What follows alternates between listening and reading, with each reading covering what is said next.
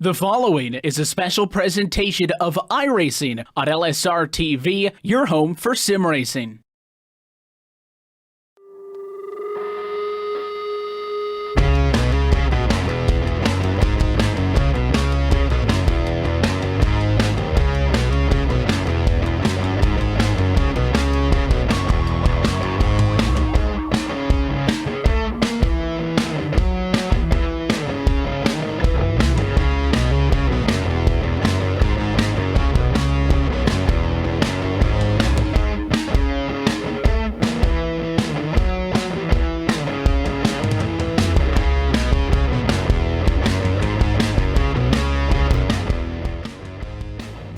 And live tonight from the Myrtle Beach Speedway, LSRTV is happy to say good evening, sim racing fans, and welcome what is week number 17 of the Myrtle Beach Simulation Series presented by the Championship Esports Association on your home for sim racing and iRacing live as we go double points racing, which is 5 weeks left to go on the season, and we have a full slate of action lined up for you as we're happy to have you with us as always. Here up top, myself, Evan Pasoko, going to be joined by Cisco Scaramuza. He's got the headset on. He's also downstairs twisted and tweaking at aisles. We're going to get us to you. And Cisco, no double headers this evening. We do have 5 different races, all 5 different divisions, and actually going to be the Super Trucks, the Legends, the Mini Stocks, the Late Models, and the U-Cars. But what we've been talking about really in the last 2-3 weeks more in depth is when we're starting to get down to the end of the season, having to take a serious look at some of these points battles. Tonight, it could be, I think for a lot of guys, one of their last best chances to make some good headway with double points on the line. It could be, and there's a lot of motivation, of course, on the line with those double points, and it means the desperation factor going to be ratcheted up just a little bit, but getting ready to kick things off tonight, it's going to be the Super Truck Division. Of course, the former Camping World Truck Series that ran back in 2013. We've taken them and put them on the short track here at Myrtle Beach, and they're going to be kicking it off here fairly shortly and just getting ready to finish up qualifying here. Qualifying, as always, going to set the order. We will have an invert of the top 6 for a couple of the races this evening. Obviously, we will let you know who gets shuffled up when that happens, but the drivers have rounded through their qualifying, and the night's going to get underway with these Super Trucks. 40 laps on tap for them. They're going to be the second longest race of the night. Tonight's feature race is the late model division, which will come up second to last before we end things out like usual with the U-Cars. Those late models going to be racing for 60 laps later on this evening. Couple of new faces as well we'll have an opportunity to chat about, but trucks are on a pit road. We go trackside and take a look at your LSRTV starting grid, and just looking at the lap times on this one, by almost 0.2 of a second, not even close. Pole position goes to Christian Peterson. He has won 6 Super Truck races in a row and 10 of the 12 that have happened so far this year, and he will start up front with Kyle Everalt to his outside in the number 2 position. Back on row number 2, Will Trevicki will start tonight in 3rd, with Gabe Wood alongside in 4th position. Ricky Harden also right there will start from 5th. 6th place going to go to Matt Tucker. Starting 7th is going to be Matthew Tucker. Starting 8th going to be Randy Oakham. 9th place starter going to be Tyler Lugo Vickery. And rounding out your top 10, Jeremy Watkins. Couple more cars left to go. Jacob Porter, Tommy Ryan starting 11th and 12th. 13th to Eric Forbes and Jeremy Adams in 14th position. That should round out all the starters who are hopping on the grid here as we get set ready to complete 2 pace laps here at the Myrtle Beach Speedway before we kick off the racing for tonight. And if you've been with us on Wednesdays for, it's going to be 16 weeks now up until this point, very familiar with how this works, but for maybe somebody who's just joining us, first off, happy to have you. But the first 2 races of the evening always take place in these late afternoon, evening conditions. The lights will turn on a little bit later on this evening. Should note, though, as we see everybody get out on the racetrack, though, that Cisco Christian Peterson up front looks like he's got a reassigned starting spot, and not sure it's entirely an EOL. I don't think he's gone all the way to the back, but 23 does not appear to be starting this one up front, so not going to be maybe as much of a walk in the park as we would have anticipated. The pace car going to come by this time. Lights will go out and we will go green next time by, so that essentially moves the 30 car up 1 spot. Will Javicki down in the front row. Basically everybody going to go +1. Yeah, and that should leave the field in the hands of Kyle Everalt when we take the green flag here to his outside. It looks like it's going to be the number 30 of Will Dravicki as they pace through turns 2 and down the back stretch. The final time that will be under the pace car until the caution flies. Goes down and in, and we get sent to racing. 20-minute time limit on this 40-lap Super Truck main event. That you're with us at LSRTV and on Racing Live as we get week 17 of the Myrtle Beach Simulation Series kicked off and away goes pole sitter Kyle Everalt. Car length clear to turn number 1, and he will leave a fight for second on the back. Everybody still knows to nose. Gabe Woodcock cheating on the curbs a little bit. He gets himself loosened up. Will Dravicki wants to make a challenge for P2. He's got good positioning, but it is going to be a struggle on the outside of the racetrack, especially right off the bat to make that happen. Still side by side for second and for fourth behind them. Yeah, side by side, and it's Gabe down on the bottom trying to make the apex out of the corner. He will do, but not quite clear. Now he'll be clear, the number 30 of Will Dravicki. Dravicki up on that second lane, not finding a whole lot of speed, and Gabe is going to clear him as you see Matt Cucker in the 69 down on the inside, and Peterson, two very well-known teammates there, but side by side, and Gabe's going to make contact with Kyle Everalt, and that will be the first caution on the night. Massive incident to kick us off here. We had seen Gabe Wood making some progress on the inside, and he really got there that time at 1 and 2 as you take a second look. And, the curves weren't involved in that one, but I think the 00 was just pushing a little bit too hard off of the quarter, really being aggressive to stay there. And when he gets into the 7, it's on from there somehow. That 7 didn't end up at the inside wall. He went back up the hill and gets involved with Christian Peterson. It was Gabe Wood who took the big shot to the inside wall, back up in front of traffic. I think all 4 tires on that truck were off the ground as it came back up and caught what looks like it was the Napa number 3 car. Yeah, the Napa 3 of Jacob Porter had basically nowhere to go, as did Christian Peterson in the 23. So we'll ride on board the 3 truck here and get his view from it. But it was basically a case where not really a whole lot he was going to be able to do, and he tried to follow Randy Yoakum in the 4 truck, and that did not happen. But I think he got a little bit away with it here. Of course, on the short track, you don't necessarily need to worry about the same sort of aerodynamic tendencies as you would on, let's say, a 1.5 cookie cutter track. But nonetheless, first caution here tonight, and field right now being led by Will Dravicki, who's kind of just a bystander for all of that. Yeah, and I think that's one of the keys is just don't get in somebody else. First off, don't get yourself in trouble, but anytime you can avoid getting caught up in somebody else's mess as well, all things are good in the world. And obviously with Dravicki being on the outside of the racetrack, and again, he had the better run out of 2, kind of forced Gabe into the uncomfortable position. As you see, the 30 will take the inside spot on the cone car, where if Gabe Wood, the inside's going to be hard enough as it is, getting an equal run to the guy's top side off the corner. If Gabe Wood's not in the gas, I think Dravicki would have cleared him that time, and that's why the 00 was so aggressive. Dravicki is going to select the inside of the racetrack once more.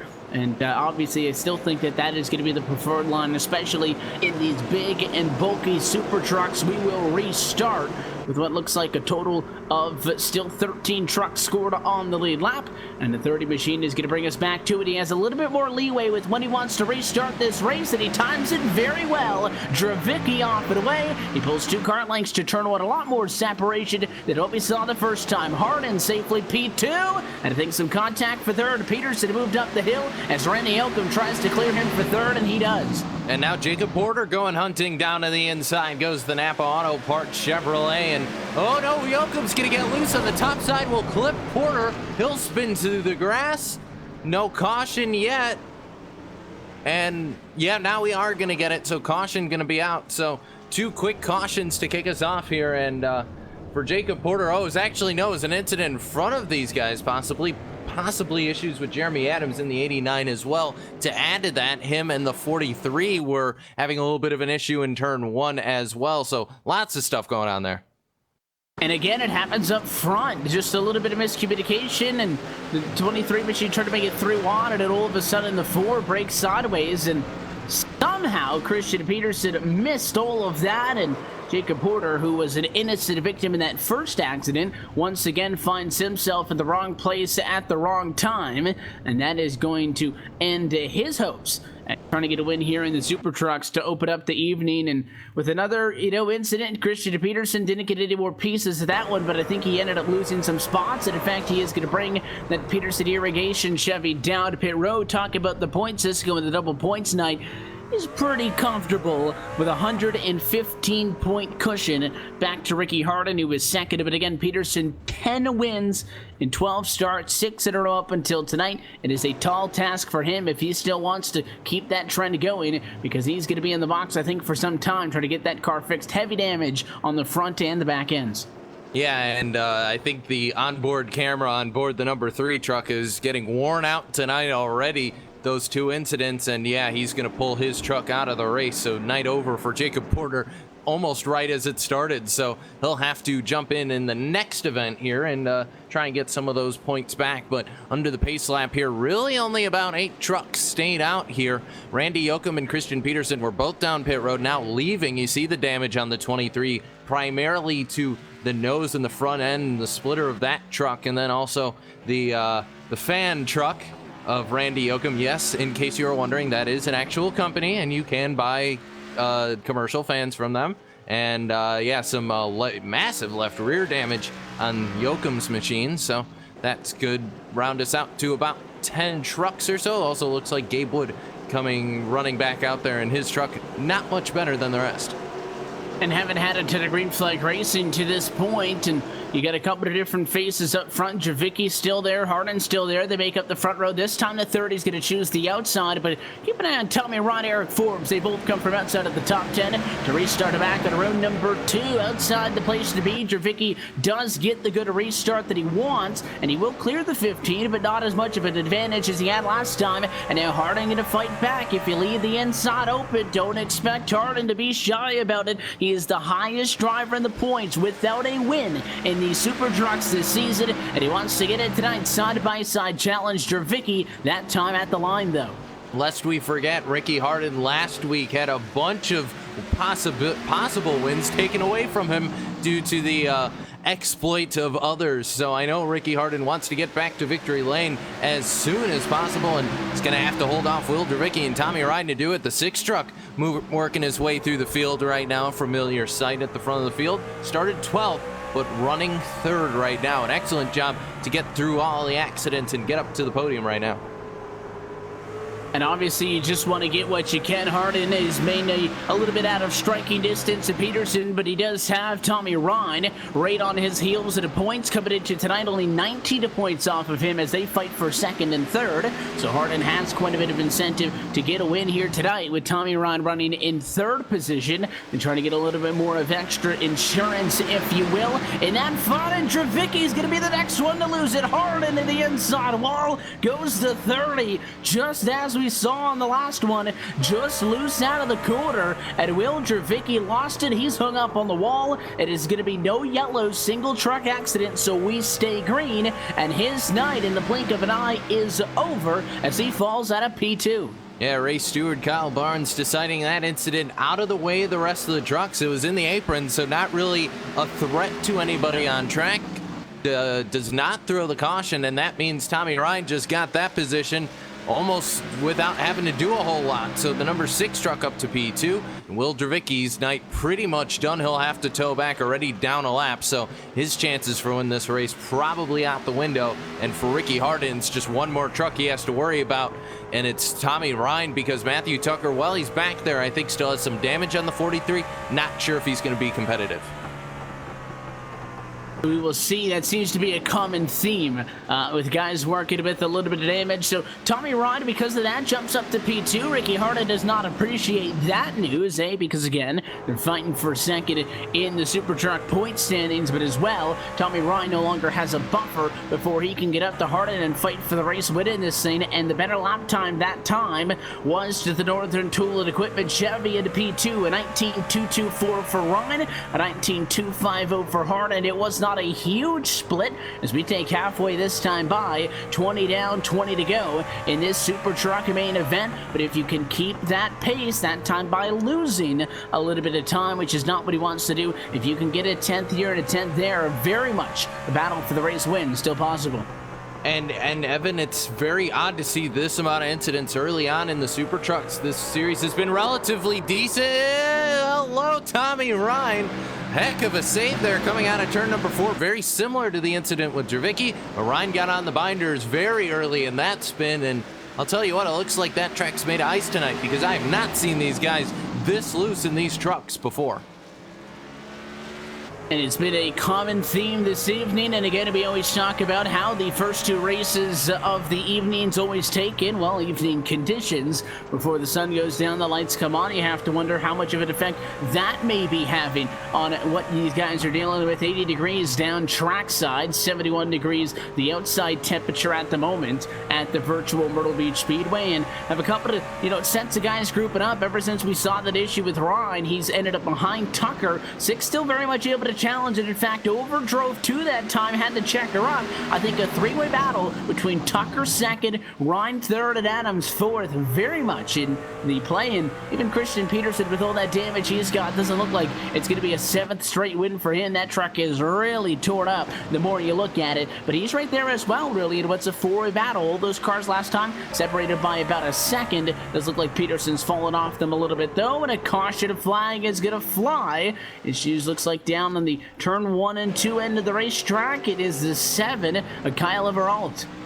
Yeah, issues for the number 7 play seat machine. We'll take a second look, and looks like just a little bit of a self spin here, and turns 1 and 2 not being very kind to some drivers. And well, it's not turn 4. Yeah, it was just Lev drove it in a little bit too much, and barely misses the 5. That's Eric Forbes, a newer entry in the series, and Eric had a front row seat to that one, but Lev able to avoid hitting too many barriers there and got the truck righted right away. But with the caution flying just under, gonna get the green flag probably around 13 or so laps to go when we take the green flag, actually more like 12. So I think we'll get the restart. They'll have about 12 laps left to dish out some racing here, and very good position this puts Matthew Tucker, who was sitting very much behind your leaders. Now has a second shot at it, Evan.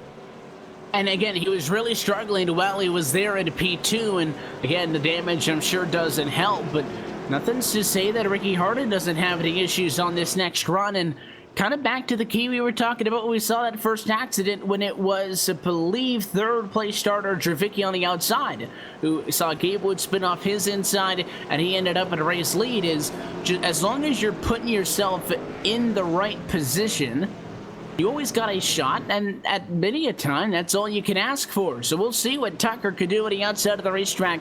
Big restart here, though, for Ricky Harden, because, again, he and Tommy Ryan, nose for nose, all season long. Tonight, the 6 made that little bit of a mistake. That 2.5-second disadvantage is now eradicated, and if the 6 can get off and get going, we could have that battle for the race lead rekindled once more. 26 laps going to be complete. Still 12 laps to go in this Super Truck main event. Ricky Harden still in search of his first win as we head into week number 17. Green flag in the air, and there's that start for Ryan up the inside, fighting for second. Yeah, Tommy in a very good position, able to see when the leader went. And as for Matthew Tucker, not at all the restart he wanted. Car spinning behind. It looked like Jeremy Watkins in the 90, and no caution for that. Nobody else behind him, so no car's going to influence that one. And meanwhile, they're single file your top 4. Tucker right now drops in behind Ryan, and that's Jeremy Adams in the 89, also kind of shadowing these guys as the battle's on for 5th. Eric Forbes, Christian Peterson going at it a little bit here, but got to keep an eye on those leaders. That's going to be where the move happens, if the move happens. And it's going to have to happen as we start to run out of time in this race as well. The 80 automation of Adams has been relatively quiet tonight. It sounds funny to say that he's plus 10 positions. He's also there, fixing to try to take advantage of the 43, who again is working with some pretty significant right side damage and maybe slot into a podium position. But Ricky Harden has got a little, I mean, it's not a big gap, but I think it's just enough of an advantage at 4 tenths to gain a lot more that time, but a 2. maybe Tommy Ron, after getting sideways Cisco, and that mistake has kind of spooked him a little bit. He's not being as aggressive off the corner, which pacing yourself is definitely a way to find success when you've got conditions like this, but it's not going to be what catches him up to Ricky Harden, and I don't see Harden making a mistake unless he feels some sort of pressure coming from behind. Yeah, no, I agree. And for Ricky Harden, this is almost just a nice quiet race at the day at the race for right now. Well, Tommy is closing. Remember, he heated up those tires last time, and from what we've seen, it's been very hard to pass these trucks, at least in this particular session. So we'll have to see both if that carries over or if this is just kind of a one-time deal for these guys. But either way, time's starting to run out. Just about 6 laps to go left in this thing. Running out of time, and again, with the manual cautions that we run, there really isn't a point to no return. 5 laps to go or less, doesn't matter. We can pretty much restart this race with the yellow outside of anything, but of course, on the last lap, where if at all possible, we will race it out to the end. And Tommy Ryan made up a lot of ground that time. He's entering the corner higher, and he's exiting the corner about the same with the 15 is, doing a little bit more of a diamond. Puts a couple of good laps together here. He's right back in this thing, only a car length off now in the center of 3 and 4. Here comes the 6 of Tommy Ryan. He wants win number 2 for him in these trucks on the air.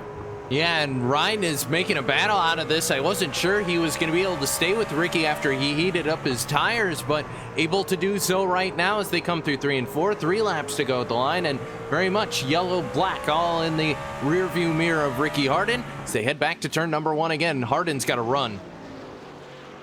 Harden is within striking distance. All you have to be is about a couple of truck lengths off. I'd say anywhere from 1 to 2 truck lengths within a range to be able to at least try something. Might take a little bit of an aggressive or spirited move, but you never know. 2 laps to go now. That time the gap grows to the biggest it's been this run. Ricky Harden now counters with a couple good laps of his own. Yeah, and Harden starting to reopen up that gap, so there might be a little bit more speed left in the Brian Ramey Chevrolet before the end of this. White flag going to be out this time, and Ryan's only got really one more shot at this. I think just too far back at this point. Final lap in tonight's Super Truck feature, and it is Ricky Harden who's running away, came into tonight with a 19-point buffer to Ryan in the standings, and he is finally going to break the winner's drought. It's going to take till start number 12, but he is finally a winner in the Myrtle Beach Simulation Series Super Truck Division. And Ricky Harden, after the week that he had last week, Evan, we saw the frustration, heard the frustration from him, and I think a little bit of redemption for the driver of the 15. Ricky opening up the night, walk-off homer for him. He'll park the truck in victory lane here and do some donuts on the front stretch. Yeah, I was going to say, I'm not sure he's headed right to victory lane. He wanted to give it a little bit of something there on the front straightaway, but he has waited. That was a donut. I mean, he spun the tires a little bit. He didn't need to crack the back end to pass post-race tax. He gave her a little spin and parked her and gives up on that one. And again, this is a guy who has found success in many different divisions here, and it's not like he's been uncompetitive. Cisco, again, came into the night second in the points. Yes, that's 115 back from Peterson, but you're talking about a guy with 10 top 5 finishes in 11 starts. That's the second best out of anybody in this series all year long. And finally get the win now, I'm sure it's got to feel good for him. Oh, absolutely. And we're now going to take a moment and run you through your full race results here from Myrtle Beach Speedway before I go down and talk to Mr. Ricky Harden, who gets the victory here in the first round of the Myrtle Beach Simulation Series of week number 17. And it's Ricky Harden gets the victory. Tommy Ryan second. Jeremy Adams going to finish third. Fourth going to go to Christian Peterson. Eric Forbes, great run for him, going to finish fifth. Sixth going to go to Matthew Tucker. Seventh to Kyle Everall. Jeremy Watkins going to finish eighth. Ninth going to go to Will Dravicki. Rounding out your top 10, Randy Yoakum. Then you got Gabe Wood, Jacob Porter, and Matt Cucker and Tyler Lugo victory round out the rest of your field here. And Evan's getting on the social media stuff, so I'm going to catch up with the guy who gets it done in the first race on the night. Ricky Harden 1 for 1 here tonight, and what a great way for you to start out the night. Definitely a lot better than last week. Absolutely, man. Last week, I'm not going to lie, I was really frustrated. Ran good in every division and just couldn't put anything together for the finish that I wanted. Well, I'll tell you what, you did an excellent bang-up job out there already, and you're going to be heading into another race coming up here fairly shortly in these Legends in the Legend cars, I should say, later on. And does getting the monkey off your back right now, does that kind of help your confidence and your momentum coming into the next races and the rest of the night here? Absolutely, yeah. I don't run the Legends, but I do run all of the other divisions that we're racing tonight. So it definitely relaxes you a little bit to get that out of the way right away. I don't have a chance at the point championship in the trucks because Christian has such a big lead. And in fact, if he hadn't been wrecked in that race, I don't think I would have had a chance to win. So thanks for wrecking, Christian. I'm just kidding. I hate to see him get taken out. He's the class of the field every week in these things. Well, Ricky, I'll give you the opportunity. Sponsors, shout outs, anybody you want to say hello to before we let you go here? Yeah, absolutely. Thanks to Brian Ramey and Associates, my primary sponsor on the truck all season long. Thanks to Le Mans Karting. They've been on all of the rest of my vehicles this season. Big shout out to them. Yeah, hopefully we can get back here tonight, later. It sounds like a plan. Well, Ricky Harden gets the victory, and we'll see him later on in the rest of the field here in the Myrtle Beach Simulation Series. But, Evan, we're wrapping up this first one. Then it's on to the Legends cars. I believe 25 laps going to be here at Myrtle Beach. Yeah, Legends coming up for 25, Mini Stocks 30, of course, the late model main event going to be 60, and the U-Cars 25 laps. That is all still to come, but in the meantime, we'll take a quick opportunity to step aside. Ricky Harden, though, finally gets a win. It took until his 12th top 5 to get to the top spot of the podium, but he is now a winner in the Super Trucks division, and the Legends will be on track. When we come back, you're watching LSRTV's continuing coverage of the Myrtle Beach Simulation Series on your home for sim racing and iRacing Live.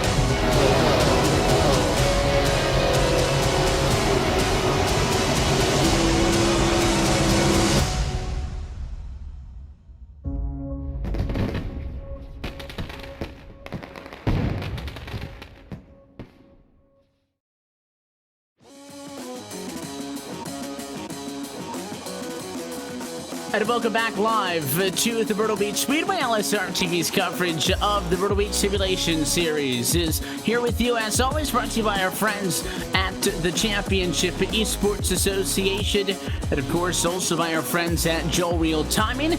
Coverage of the Myrtle Beach Simulation Series is brought to you by JRT, the official timing software of LSRTV. Whether you spend your time on the sim behind the wheel, on top of the pit box, or from the spotter stand, RT is your go-to software for iRacing timing and scoring analytics. You can get yourself the basic download or the full pro version today by logging on to www.joel-real-timing.com for more information on how you can purchase that. The official timing software of LSRTV. So it sounds, again, still funny to say, Cisco, but a first-time winner, Ricky Harden, finally gets to victory lane in the Super Trucks, and now we transition into our second series of the evening, the Legends Division. Another one in which is led by Christian Peterson, but has seen a lot more competition. The likes of Wilkinson, Dravicki, Cucker, and Ryan have all found victory lane in these, and with double points up for grabs, it could be a fun one tonight.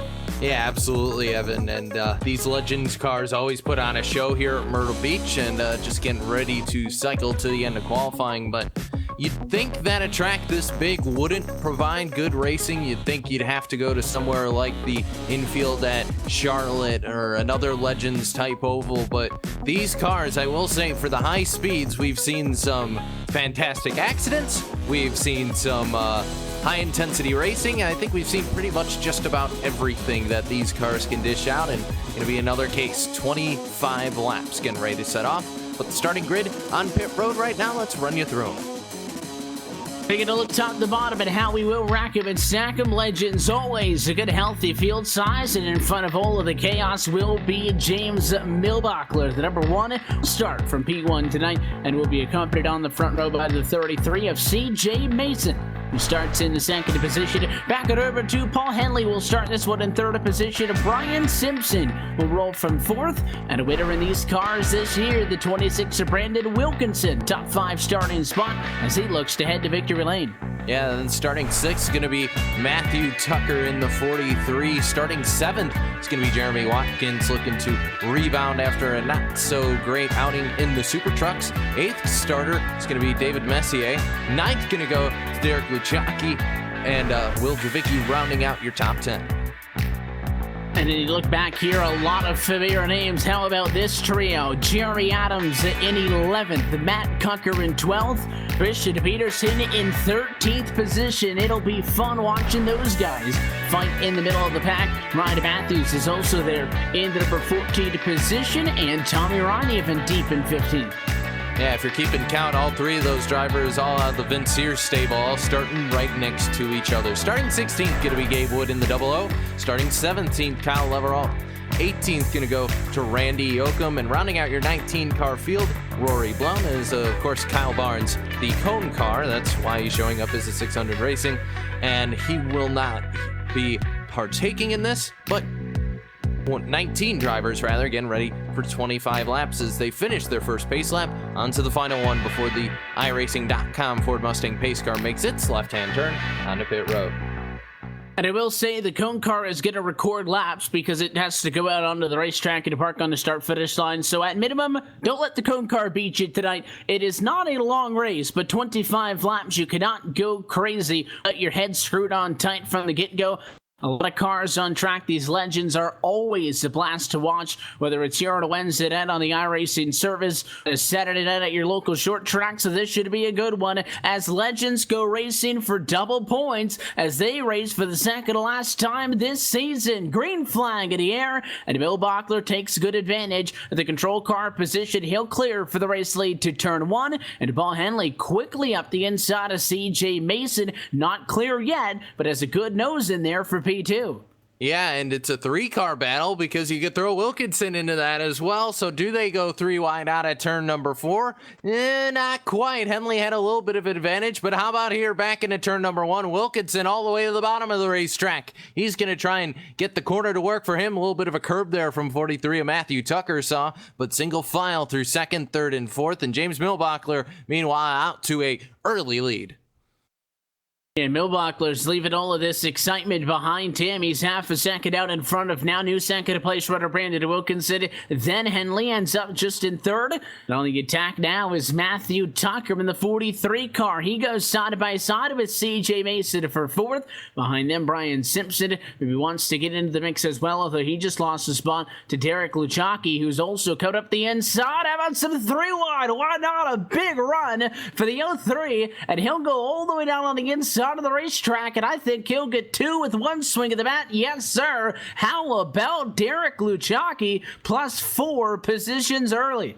Normally, when you go 3 wide in a Legends car, it usually ends up in a massive incident, but plenty of racing room, plenty of room for these guys to go 3, maybe even 4 wide. But I'm keeping an eye on your 2 leaders as we see side by side. Luchacki going to get past Paul Henley here. Wilkinson closing the gap. It's down to only about 3/10 right now and continuing to close. Wilkinson's looking for more here. He wants that lead. Well, quite the difference in these legends compared to the super trucks. A lot of space. And again, I'll say the same thing in the real world as I'll say here. And if there's any kind of race car I would see myself racing last, it'd be a legends car, because these things are nuts. I think you have to be a certain level, a certifiably crazy to strap into these things. But it is true that there is more space on the racetrack. Instead of those big clunky trucks that we were just in, you can have space if you know what you're doing to go 3 and 4 wide. And look at the fight now as we go for the race lead, and Wilkinson's up the inside of Millbachler. They leave each other plenty of room. The one staying a complete 2-3 lanes up the track, trying to beat it with the runoff of the corner. I don't think it's going to happen, and Brandon Wilkinson is now going to go to the race lead at lap number 7, and he does. But look from 4th on back. Everybody behind what is now 4th place runner Matt Cocker, so to be for 5th on back, Christian Peterson there. These guys were 2 wide, about 3 rows deep, 10 laps off of the green flag. So these guys definitely using these cars to their ability and getting really racy top to bottom.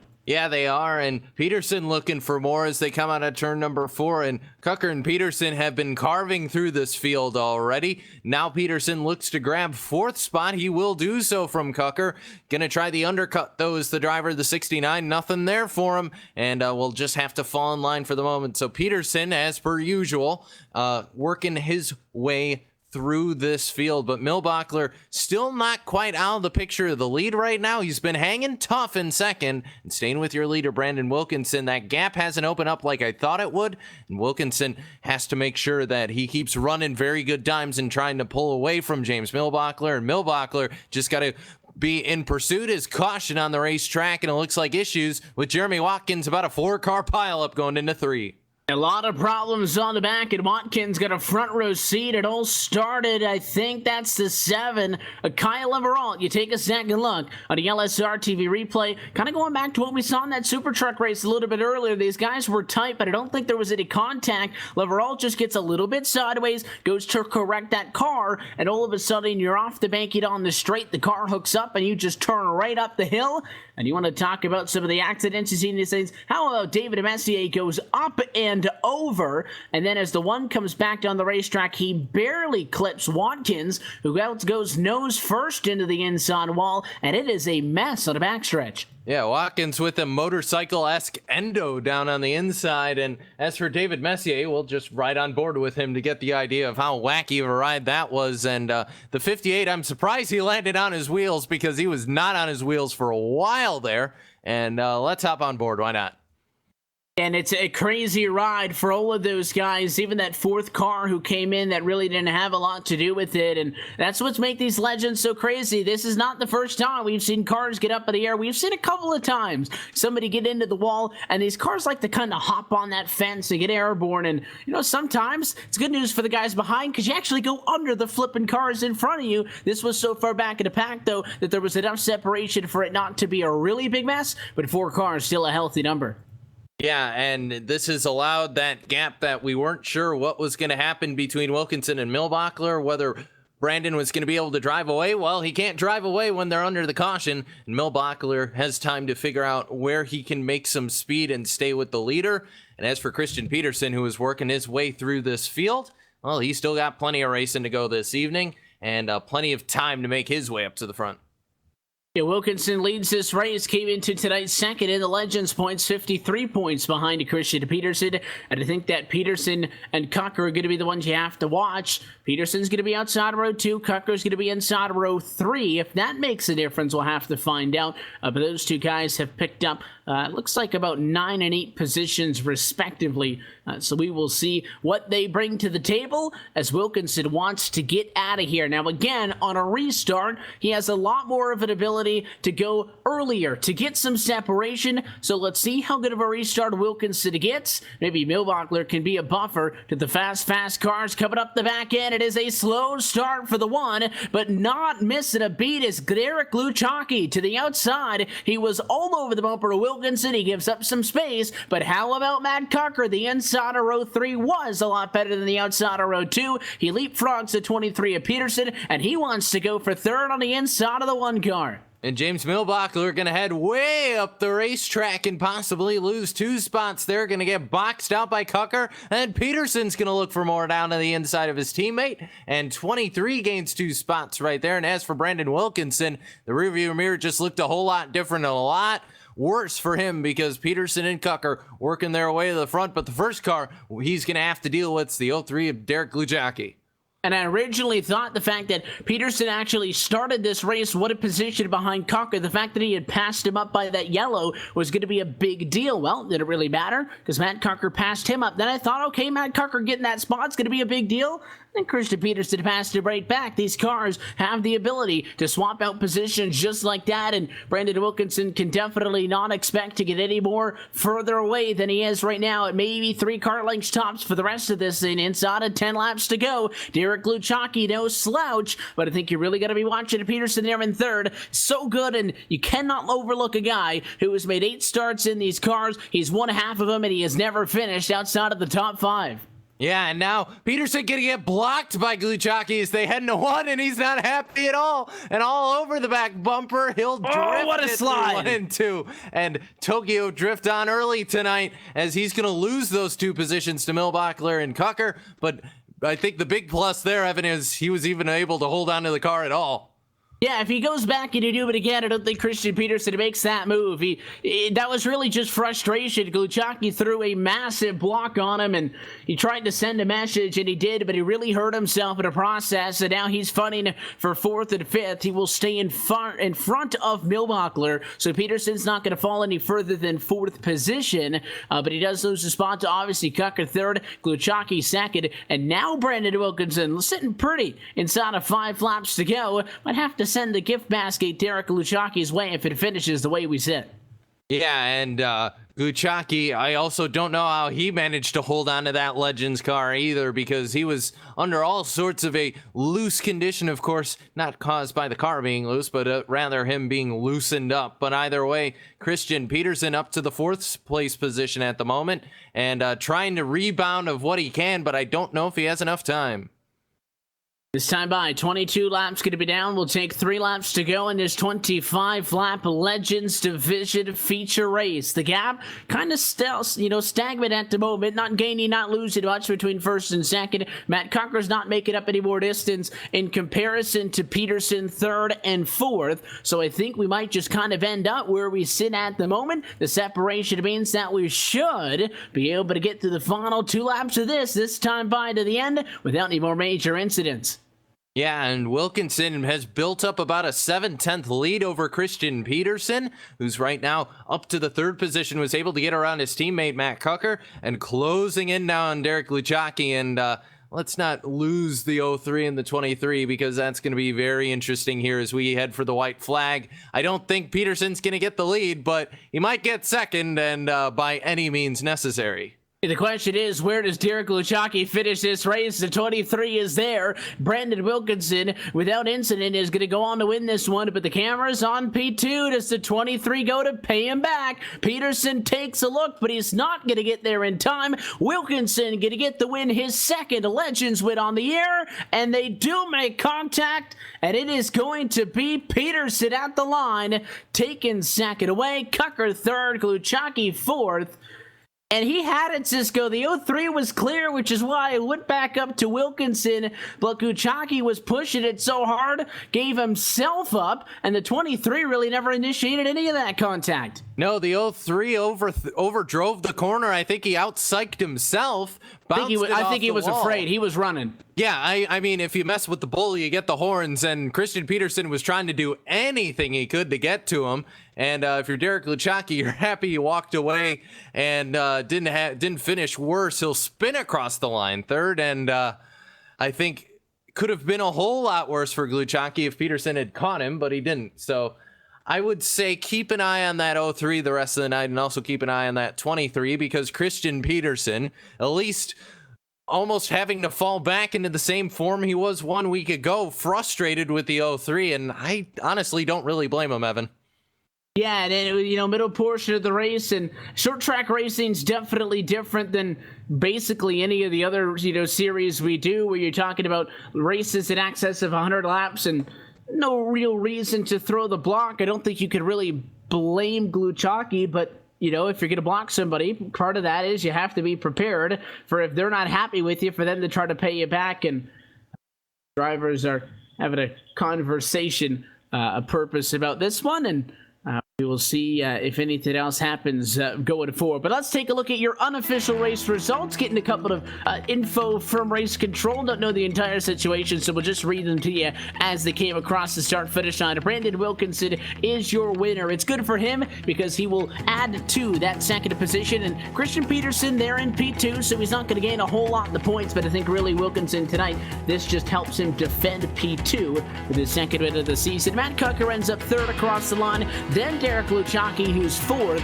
and your pole sitter James Milbachler rounds her out P5.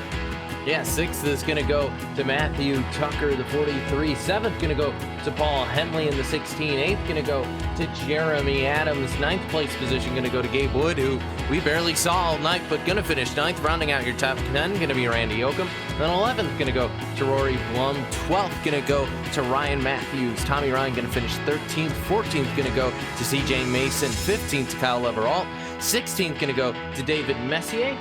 Going to be 17th is going to be Jeremy Watkins, and 18th going to go to Will Dravicki. 19th to Brian Simpson, and he'll round out your 19-car field going through the rest of your field, or that's your full race results, I should say, for the Legends final here. But we're gonna step in and talk to the guy who got it done in the Legends division, and Brandon Wilkinson had a rear view mirror spot to the finish of that one. But Brandon, let's talk about you first. You were in a position where you took the lead away and were just able to hold on to it for the rest of the race. Talk us through it.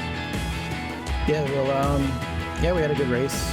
We were able to dice through the first four cars there, and I know CP and Cucker started in the parking lot tonight because of the invert.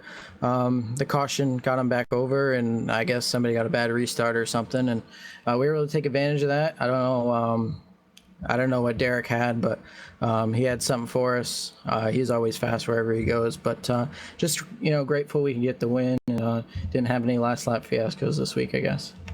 And yeah, that's definitely a case, and we've seen some aggression lately, and I think I talked to you a little bit about it yesterday after or before the pro race, and just kind of the intensity that this series brings. You go the same track, you race the same people every week, and kind of talk about that motivation as a driver to want to get the upper end on the rest of your field. Well, I think what Kyle was trying to do with this series is try and simulate what it's like to be at a short track every Saturday night. And there's always those couple of guys who are dominant. There's those couple of guys who are there, but not right up on them. And I happen to be one of those guys that's not really there, but, fast enough to win sometimes. And, last week was tough. We reevaluated our situation throughout the week and just came here with a clear mindset and ready to go racing. That's about everything that my team and I have prepared to do, and that's what we will continue to do. Well, Brandon, before we let you go, sponsor shout-outs, anybody else you want to say hello to here before we let you go? Yep, of course. I got to thank Dead Zone Racing, Scott Eckert Chassis, LSRTV, Kyle Barnes. I actually got to thank Christian Peterson for giving me the setup. I didn't use his direct setup, but we found what was wrong with my setup once we looked at his. So thanks to him, Kyle Barnes, everybody at Championship Esports Association. It's going to be a good show for the rest of the night. Hope everyone stays tuned. All right, well, that's Brandon Wilkinson gets the win here in the second race on the night, in the first Legends race on the night, and we'll talk to him later. But Evan, getting ready to power down or turn on the lights, I guess we should say. And before we do that, of course, still got mini stocks, late model stocks, and we're hopping back in the Legends cars later on here. So still plenty of racing action left to go. Yeah, lots still coming up, but as the sun goes down and the lights come on, as we like to say, we get some cars with some headlights because the mini stocks are going to be on track. Again, another division that is ever so fun, and I think all but two of these series in this Myrtle Beach Simulations series. Yes, this is the fifth to last week, but of course not every division runs each week, so we're all in the third to second to last weeks of all of these respective championships, and the mini stocks may be one of the most competitive series. It's only 28 points between first and second. We'll let you know more about that, and we'll go racing when we come back to Myrtle Beach, South Carolina. You're watching LSRTV's coverage of the Myrtle Beach Simulation Series on iRacing Live.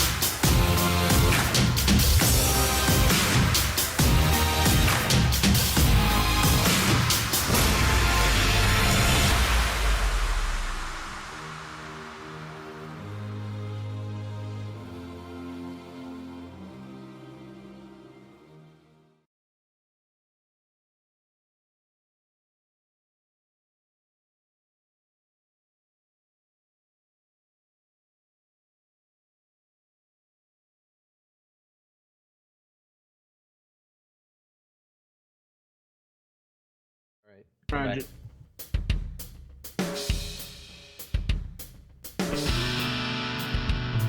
And welcome back live to the Myrtle Beach Speedway as the Myrtle Beach Simulation Series rolls on. It's week 17 of this 2018 campaign, and it is a double points night, and that could mean big implications as we head to the mini stock division. Coming into tonight, Ricky Harden has been Mr. Consistency, and he leads in the championship by 28 points over Tommy Ryan. A little bit of a bigger gap back to the likes of Matthew Tucker in third, David Messier, Dwight Beverly, and thereon and so forth. But 28 points is something that's definitely surmountable.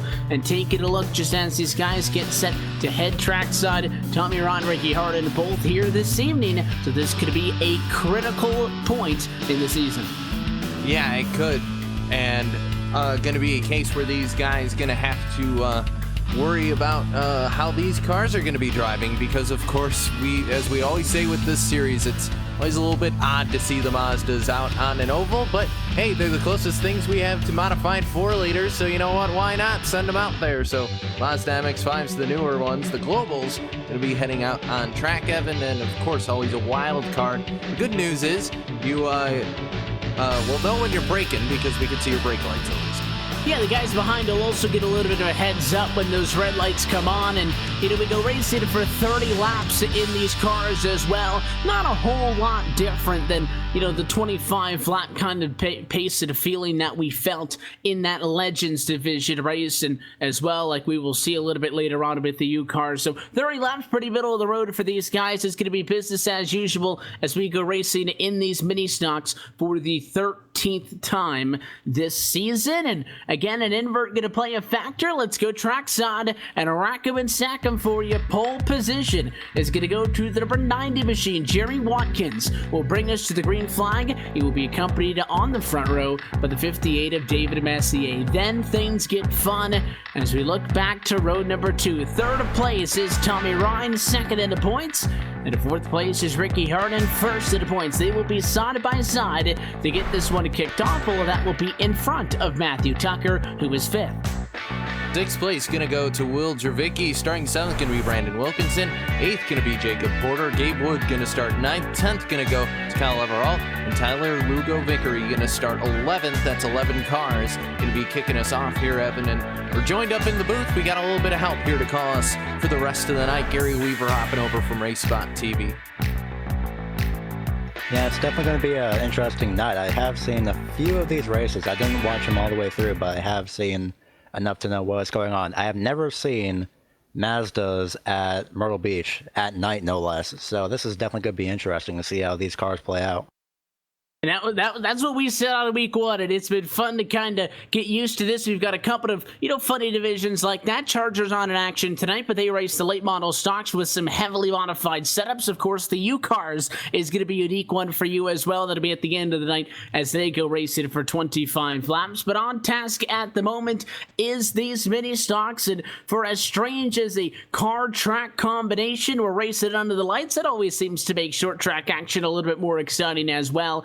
They work very well together, and we should have a exciting one, especially with the championship implications on the line, as again we start to get closer and closer to wrapping up this season here with the inaugural installment of the Myrtle Beach Simulation Series. The pace car is going to dive down this time. Let's see what Jeremy Watkins can do. Again, we do have a little bit of an inverted effect. We will see if that plays a factor at all, and how well the Nani machine does up front in the 30-lap sprint to the end of this one. A field going to be in his hands as we look for the American Ethanol green flag at a turn number 4, and we're off and away. Yeah, great start right now. Both lines seem fairly even as we head back into turn number 1 under the cover of night here from Myrtle Beach. Oh no, actually inside the nut, he's going to go barrel rolling. That's a huge accident, and caution going to fly early on. And wow, well, we haven't seen that one yet. I've never seen that before. That's a wreck if I've ever seen one. I don't know if we're keeping track of some of the wrecks. We were talking about how the legends get crazy like that, but I mean, and what we saw, Gary, it wasn't Denani's fault. Watkins is just minding his own business. He did push up a little bit, but I think Hardin got loosened up and he kind of hit him, and when that car hit the inside wall, I mean, it took off. He did a straight barrel roll right in front of the 43 Matthew Tucker, who probably got a pretty good onboard look at that one. That is a first for me. I have never seen the Mazda do that before, but yeah, it looks like the 15 just I just got in the back bumper of the 58 just a little bit. Of course, that's just a racing thing, but goodness, that's a wild ride that the 90 took. He stayed inside the park. I guess it could have been worse. We are doubling things up, and because we did not complete a lap, everybody is going to reset in their positions as plausible. Obviously, Jeremy Watkins' evening is done as he came to a rest wrong side up and took the virtual tow back to pit lane. So basically, we hit the reset button. We cannot restart and go 30 more laps, so the laps do count. It'll be 3 laps down, 27 to go, but everybody is going to be back in their corresponding position if applicable, and we will try it again. All of a sudden, hey, if you're David Messier, not a whole lot of complaints. You're the race leader in this one, and in the control car as we get set to come to the restart. Green flag in the air. Let's try it again. And a good jump for the 58 to turn 1. Yeah, and Messier, you could see the battle scars left over on that car after that incident, but he'll lead the way as down to the inside. Ricky Hardin looking for a little bit more. Side by side for second. Ryan on the outside. And Ryan tried to go to the outside of your leader. Not going to happen. As looked like Matthew Tucker got a piece of the inside while they're heading through 3 and 4 this time. Keeping an eye on those leaders. It's Ryan thought about it, but he's not going to. He'll stay in the high line. Ricky Hardin, meanwhile, still trying to make the bottom side work as they come out of turn number 2.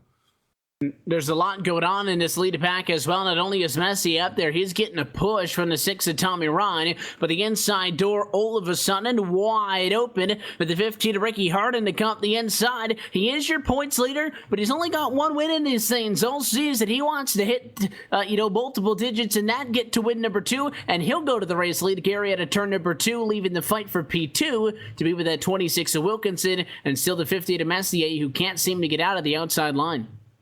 Just a lap ago, Wilkinson snuck up onto that inside of Tommy Ryan. Now he lies in second place as of right now. unfortunately for David Messer, he's falling back on that outside lane. In a way, to me, it seems like it's Daytona. Once you're stuck on the outside, you just start falling back. But on the bright side, since we're at Myrtle Beach, he's falling back a little bit slower than pretty much being out of Super Speedway. And on the outside wall, he goes out of turn 4. Luckily, everyone does manage to avoid him. Yeah, kisses the fence, and I thought he might have been able to find a spot in line that time between Tucker and Wood. It's not going to happen, though. Gabe Wood gets by him, the 30 of Will Dravicki, and now the 7 of Kyle Everalt jumping on as well. It is basically just a freight train coming up the inside.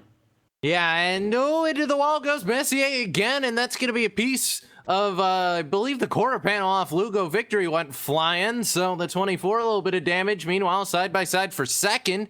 Battle's going on all over the place. It's Wilkinson on the outside. He's going to get stuck up there and down to the inside. Hello, Matthew Tucker trying to make things work. Not quite, though, as a little bit of a roadblock. Excuse me. And looks like everybody jumped to the outside now. So Matthew Tucker doesn't look like he has a whole lot of friends out there right now. A little bit of a curb there out of 2.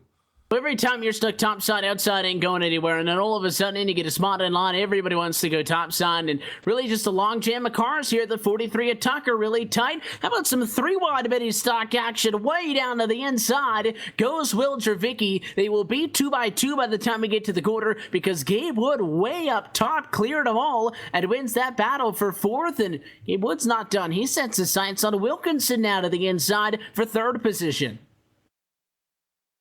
Doing a great job hanging on to that inside lane out of turn number 4. A little bit of a loss of momentum, it looks like, so he will fall. No, he's actually going to stay on the inside lane right now, trying to make that inside line work on Wilkinson as best he can. Down the back straightaway into turn number 3 they go, as Wilkinson does manage to clear, but again, Gabriel Wood still managing to hang on onto that inside lane.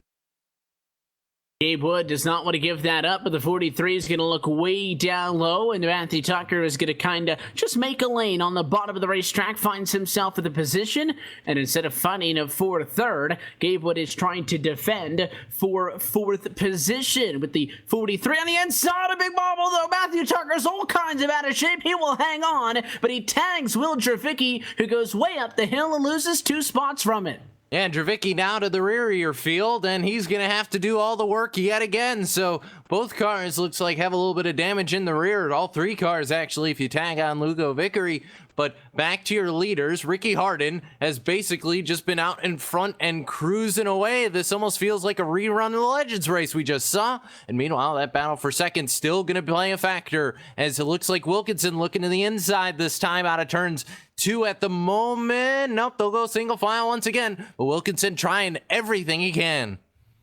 He's not going to give this one up without a fight, and Wilkinson is trying to close the gap. All of this excitement has allowed Harden to get 6/10 of a second down in front as we get halfway home in this mini stock main event. Harden 1, Ryan 2, Wilkinson 3, and really still anybody's game from 4th on back, although Gabe Wood has won that fight for the time being, and I think first time tonight we're single file top to bottom.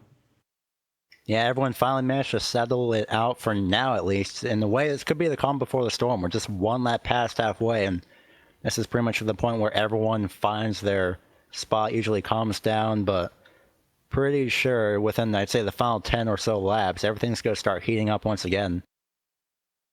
We will see if anybody's able to mount a late charge in this one. The separation should, again, in theory, mean that we can spread everybody out a little bit and be able to go to the end of this race without having a caution flag or anything come into effect. But, still a couple of groups here. Again, Wilkinson trying to close in on Ryan. Leveralt still trying to close in on Wood. That might be the biggest position up for grabs right now, although the 7 really drove her in hard, down in 3 and 4, and lost a couple of car lengths to Gabe Wood that time. His lap around was almost a 10th slower. So really at this point, the pacing game. Yes, we talked a lot about how Cisco 30 laps ain't that long, but you still have to be able to get consistent lap times, lap in and lap out, to be in it. Yeah, and Ricky Harden's gap has started to close down a little bit. Tommy Ryan's been catching him, so down to about 4/10 last time by at the line. It's now 3/10 when they head through 1 and 2. Harden going to try and pick that up as they come out of the corner. Yeah, it's back to 4/10, so kind of going back and forth, a little bit of a accordion effect, at least as far as the times go, but Ryan is going to have to lay down some really fast laps. Going to take 10 to go this time. And he is cutting into that lead, though. Evan was 0.35 at the line, so he is working on it. Yeah, he is closing it down a tad bit, and I don't know if Ricky Harden just really drove, very hard, Gary, to get out to that advantage and maybe used up the tires a little bit in doing so, or if you said, hey, I got a big gap, I'm going to take it easy. Either way, you better find a little bit extra. 8 laps to go next time by. That is more than enough time for Tommy Ryan, who's now only 3 car lengths off to do something, and here comes a big run at it too. So all of a sudden, got a battle for the race lead on it. Wilkinson following the 6 as well. Yeah, it's that slipstream in the Mazdas, and, well, Wilkinson's probably just going to watch this play out in front of him. If everything goes well for him, he may walk away with the win. Looking to the outside as Tommy Ryan into turn number 1 and 2. He's going to stay behind Ricky Harden for now, but pretty much right on the back bumper. Look to the inside for a second, twice again down the back straightaway, and still nothing yet. So Tommy Ryan may be waiting for the correct moment to actually get that pass for the win, Evan. And we'll see how long he waits. It is a short track, so if you make a move on the 15 at this point, you got to expect Ricky Harden's going to try to get back to you. Bump into the corner, moves him up the hill, and here we go. Coming to 6 laps to go. Tommy Ryan not only fighting for the win, but fighting for a championship in this division. And let's go through now. Here comes Wilkinson. He wants to spoil the party for both of them, and he'll get second away, and now goes for the race lead as well. And we talked about at the top of the show, Evan, how Harden had gone through this just 1 week ago. He knows what it feels like to get moved out of the way for a win. So Harden, very defensive right now, has been able to hold on to that lead for a moment, but he's going to have to do it for about 5 laps rather, for the rest of this race. But lap traffic coming up, not sure if it's going to play a factor. No, Tyler going to spin and hit the inside wall, so go figure.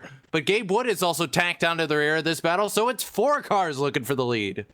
And I'm just waiting for somebody to get side by side to crack this thing wide open. I think it's nothing short of amazing that Ricky Harden is still leading this race after how much of a run Ryan and Wilkinson had. I almost think here they were kind of getting in the way of each other. Ryan had a good shot at the race lead, and so did Wilkinson, but they were too busy fighting for second against each other to get up to the 15, and now Harden got a couple of car lengths back on his lead.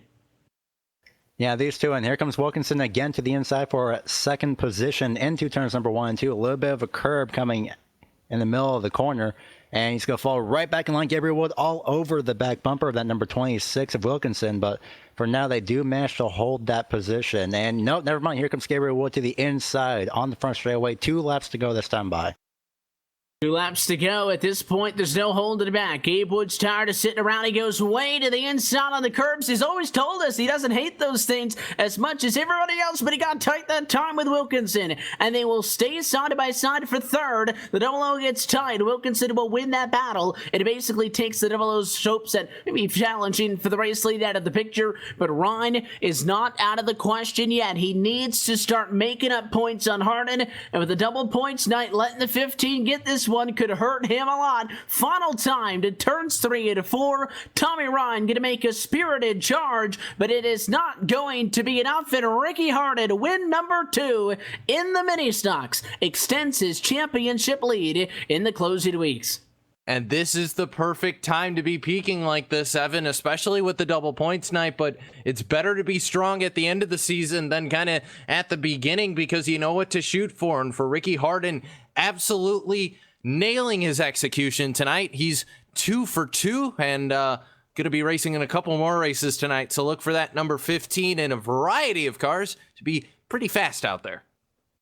Yeah, and again, he showed it there, and that race could have gone a couple of different ways with how everybody caught up to him, but I think, Gary, you got to give credit to the 15 machine. He had the guy, they were 3 wide for the race lead. He had people all over him. Very easy to make a mistake, very easy to, just falter under that pressure, and Ricky Harden held his own en route to what was, again, only his second win in 13 starts, but what continues to be impressive consistency numbers for him: 11th top 5, 13th top 10 overall, extending his championship lead. A big night for him. Yeah, most definitely. Amazing performance by Ricky Harden, just holding everybody off, and I wouldn't be surprised if he was checking his mirror the entire time that last lap, but once he got out of turn 2, I'm pretty sure he just kept looking at that front windshield. Amazing job. I believe he led at least all the laps ever since that restart. So I'm thinking about 25 laps, Evan. He was looking pretty good, and we'll get words from him down trackside in just a moment. But first, as always, though, let's take a look top to bottom at your full race results. Ricky Harden does walk away with the checkered flag in this one. It is his second mini stock win of the year. Tommy Rahn, a good P2. Does not hurt him all that badly in the points, but anytime you are losing points at a championship fight, especially late in the season, you don't want to be giving anything up, and the point swing will go in favor of the 15 after this evening. Brandon Wilkinson, somebody else who had a shot at fighting for the win in this one, he ends up in third position. Then the checkered flag comes down. Gabe Wood ends up in fourth position. He gave those guys a run for their money, but was able to only climb up to P4. Still good for him, +5 overall. And Will Trevicki, pretty quiet night and pretty far back as well at a 3.4 second deficit, kind of in the middle of the pack all by his lonesome, rounds out the top 5. Yeah, 6 is going to go to Kyle Leveralt, 7th to David Messier, Matthew Tucker going to finish 8th, 9th to Jacob Porter. Rounding out your top 10 going to be Tyler Lugo Vickery, Jeremy Watkins, 1st to 11th, not the race he was looking for to end out the Mod 4 and the mini stock division here from the Myrtle Beach Speedway, but we've caught up with the driver who got it done, and it's the second time we're talking to him on the evening, and it's Ricky Harden, 2 for 2 tonight. And Ricky, I asked if it gave you confidence. Well, you look pretty confident out there, my friend. Yes, sir. I told you it didn't hurt. This is the car I felt the most confident in this year, and it just everything went right again.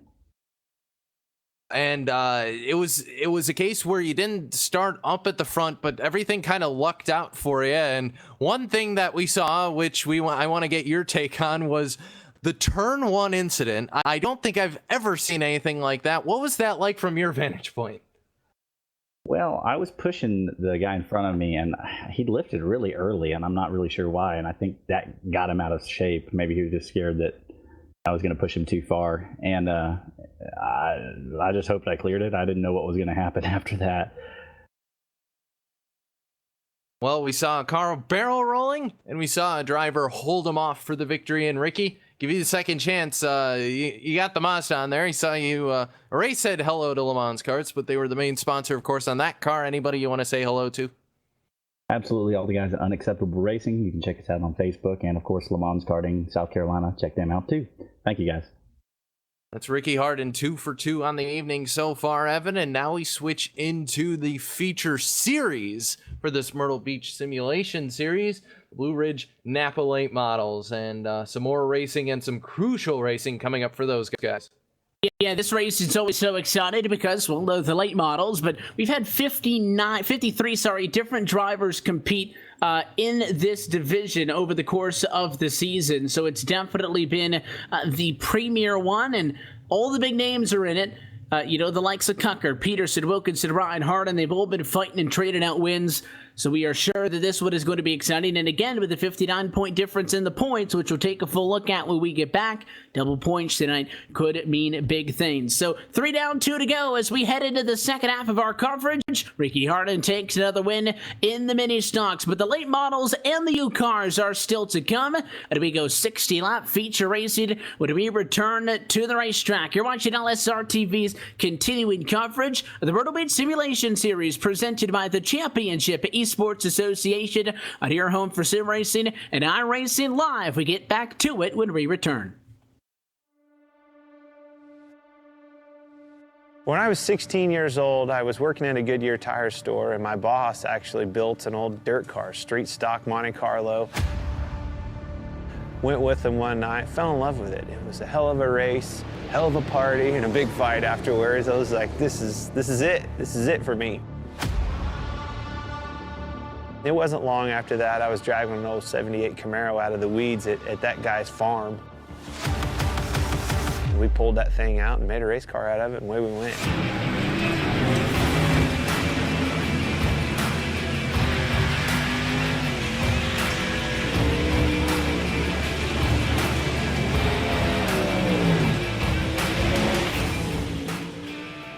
You know, I think a driver has more to do with the equation going back and racing dirt, whether it's a modified, a late model. You can do more with the race car. You know, the harder you drive it, a lot of times, the better it goes. You can crawl up on that wheel and feel like you made the difference at the end of the night.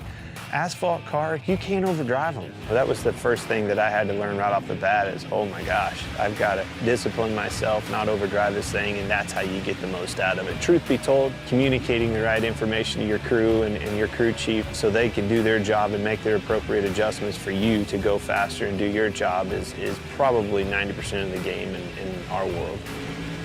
I've always loved late models. You know, my dream was to be a late model driver driving for a living across the country like Daryl and Don do that drive for me. I mean, that was, truth be told, that was my dream, you know. I always wanted a semi. I always wanted a stacker trailer with 2 hot rods in it and let's go racing. Let's take off with your buddies and go race and chase that dream. Never in a million years did I think it would turn into a Cup Series, and I actually have an opportunity to own 2 you know, dirt late model teams.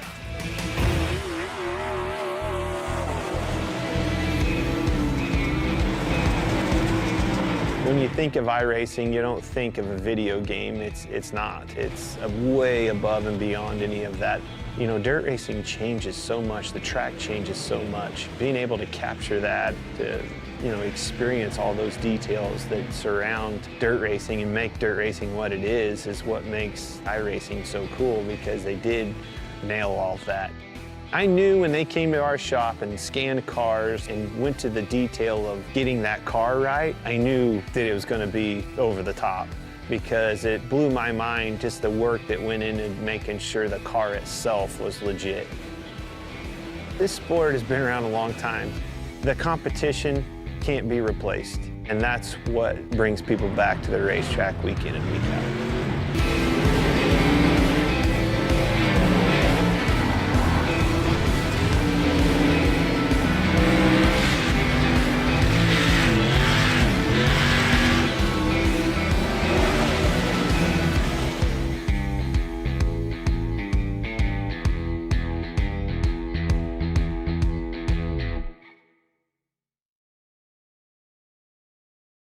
Go.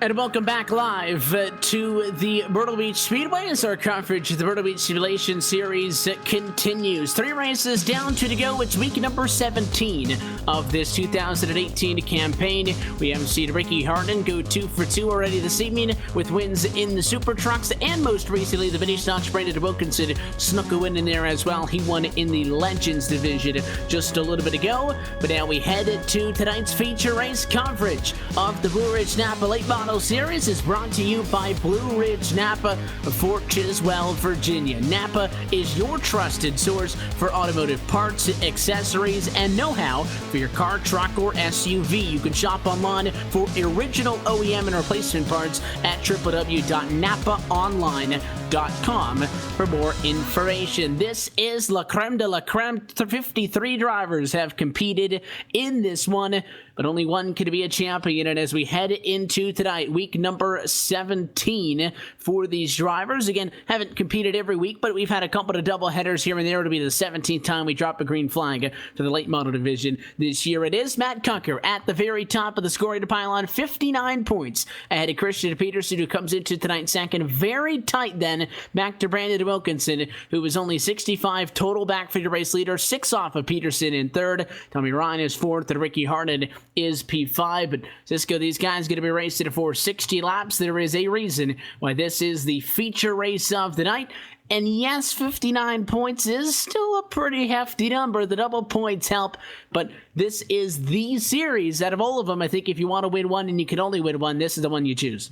Yeah, and we saw that with Jacob Porter last week, and a desperation move and a little bit of an aggressive move, but I think a very popular move, considering it was a little bit of a bump and run, but Porter being a very popular driver, of course, was more than happy, and I think had everybody apologizing, and I think it went over despite the fact it was a little bit of a bump and run. But nonetheless, yes, you're absolutely right. This is a series you want to win because these are the late models. This is Myrtle Beach. This is their home right now, Evan.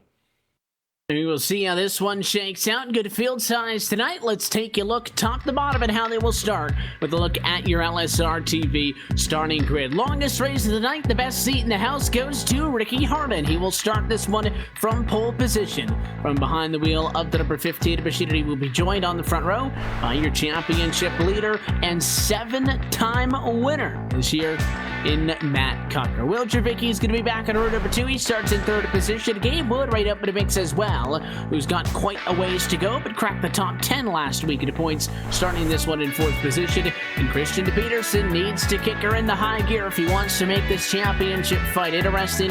He is P5. 6th place going to go to Jeremy Adams. Starting 7th going to be Tommy Ryan. Starting 8th going to be Randy Oakham. Rounding out the 9th place starting spot's going to be Jeremy Adams, and Brandon Wilkinson is going to start 10th. And continuing on through, Tyler Lugo Vickery is 11th position. Rory Blum will roll off from 12th spot. The unlucky number 13th starting position ends up on Paul Henley's position as he pilots the number 16 division around. Jacob Porter is going to be 14th. Kyle Everalt is in 15th position, although that car appears to be starting from the pit lane. And then it will be Robbie Bundon all the way at the back in 16th position.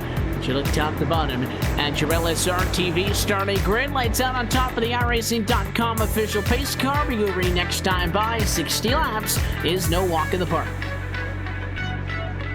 60 laps in the late models. That's going to be really interesting to see here. Again, I've seen late models here, but I've never seen the series. But it's definitely going to be interesting to see how, once again, these drivers handle Myrtle Beach and the late models tonight. It should be good. Again, we get later and later into the championships as the weeks go on. It could be one of your last best opportunities to take a swing at Matt Cucker on the top of the pylon. If you get it at all from here, a green flag is in the air, and Ricky Harden on search for his first late model win clears the 69 car for the race lead through turns 1 and 2. It'll be Harden 1, Cucker in 2, but a mistake. Harden, he gets the fence at a 2, opens up the door. You can't give Cucker that kind of space, and here he comes for the race lead at lap 1. Yeah, Matt already down to the inside and takes control of the race. To the front goes the number 69, and back in a familiar position is Matt Cucker at the head of your field. Side by side for 3rd, Gabe Wood and Will Javicki, the turn 5 live machine down on the inside, and the Carolina Roadhouse machine up on the outside as they continue to go side by side. Back to turn number 1. Gabe from New Colors, of course, on that car, and don't count out Christian Peterson working his way into this battle. It took me a couple of second looks to find Gabe Wood's car. He's got the pink off of it, and he is still running just as good. No sort of superstition holding him back, and he is in a dogfight right now for 3rd. Javicki with the advantage that time by the start-finish line. I think just by virtue of having a better spot down low is going to get that, and it is a pass, but really nothing changes because Will Javicki's right back to he started at 3rd. Gabe Wood's back to 4th where he started, so we're back in line. Only change inside of the top 7 is for the race lead. The 23 Peterson wants to change that, though. He'll go inside on Gabe Wood quite handily, take over P4. Christian Peterson taking a slight advantage early on here, this time by at the start-finish line. 55 laps to go. Looking back at the lead, Ricky Harden is somehow still managing to at least stick with the number 69 Matt Cucker right now. About Carling separates them, but Will Javicki, I believe he actually lost a little bit of momentum in turns 1 and 2. Out turn 2, he's going to lose a little bit of momentum. Christian Peterson on the inside for that 3rd place position. And the 30 machine was able to hold off Gabe Wood on the inside. We'll see if he's going to be able to hold off Peterson on the outside. I think it'll be much taller of a task, and I think when that 23 came up on the inside of Gabe Wood really didn't want to fight him. Just got out of his way, figured, hey, I'll tuck in line behind this guy and kind of follow him through, and that appears to be working out. Peterson is going to win the fight for 3rd. He takes it away from Javicki, and the double with Gabe Wood still has his hands full trying to get around the 30, but he does. So now Gabe Wood ends up not losing anything. He falls right back into P4, just with the 23 machine in front of him, and now Javicki kind of in a tough spot here. He gets stuck upside, and the 89 machine to the inside. There goes Jeremy Adams. Here comes the 6 machine to Tommy Ryan. And before that 30 finds a spot on the inside of the racetrack, he will have lost 4 positions. Yeah, and Javicki not at all where he wants to be at the tail end of this train of cars. And Not going to be sure if he's going to be able to work his way back through this field quite yet. Might have to rely on some tire preservation if he hopes to do that. Meanwhile, the battle for the lead is starting to close up a little bit. Ricky Harden has not let Matt Cucker get away, has been keeping him within arm's distance here. I don't think Harden's just going to let this one go into the night. Has been very fast all evening, and I think he has something for Matt Cucker here if he could just stay with him. And that's the thing, it's a long way to go. You cannot burn your stuff up early. Well, we mentioned Ricky Harden just a race ago, get out to a big race lead, and then all of a sudden these guys started reeling you back in. Tire conservation, Gary, in this race specifically more important than any of the others. 25 laps, 30 laps, sure, it's a thing, but nothing like a 60-lap race in these late models. So Ricky Harden has to, A, not burn off the tires, but also B, not let Matt Cucker get too far away. If you just sit back and let him get out to 3 seconds, doesn't matter if you saved your tires, he's too far gone. So you have to find a balance between the two. Ricky Harden, very experienced driver, hasn't been able to get a win yet in this division. He's in a pretty good spot now, although the race still young, lap 13 of 60. Yeah, tire conservation is the one thing that you just have to have. Either you have it or, well, you pretty much have to have it in some sort of a way. Looking at lap times right now, nearly equal. Coming across the start-finish line now.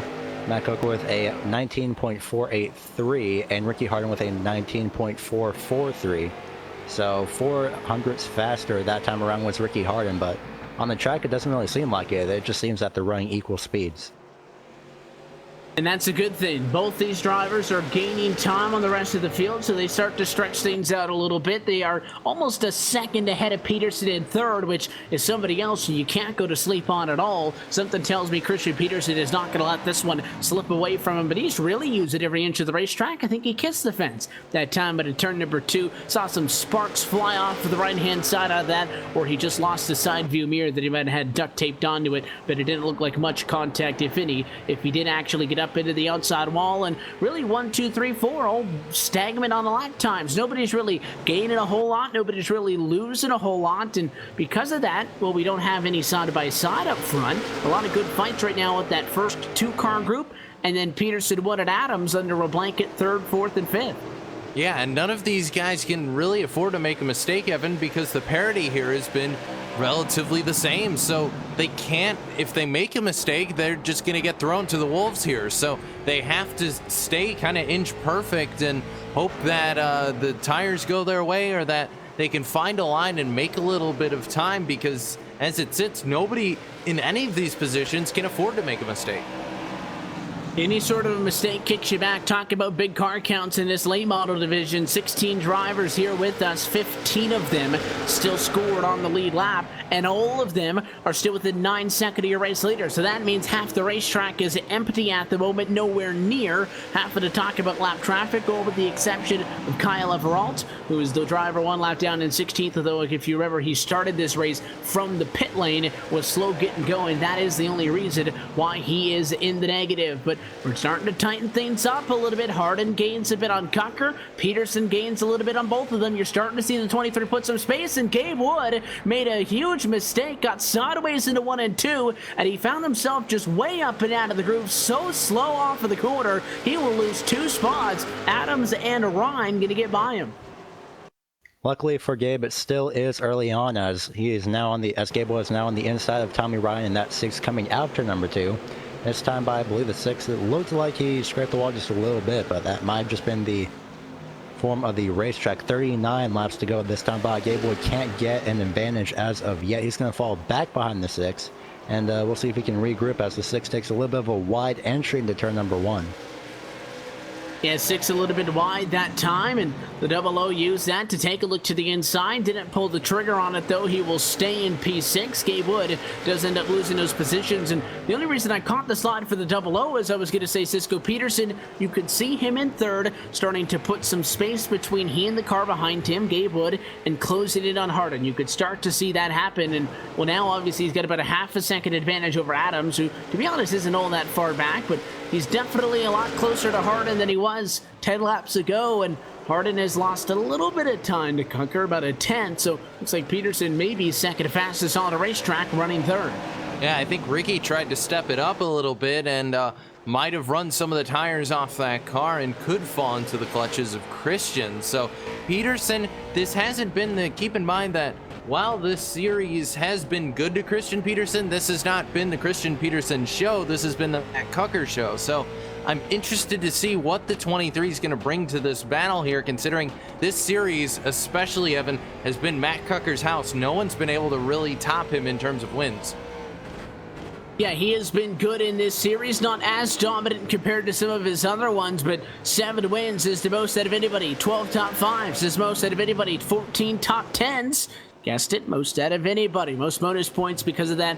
And this is all with only having 15 starts compared to some other drivers who have been able to start all 16. But, I mean, Christian Peterson's got 5 wins, and caution flying is out. Spitter on the back, it is Rory Blum.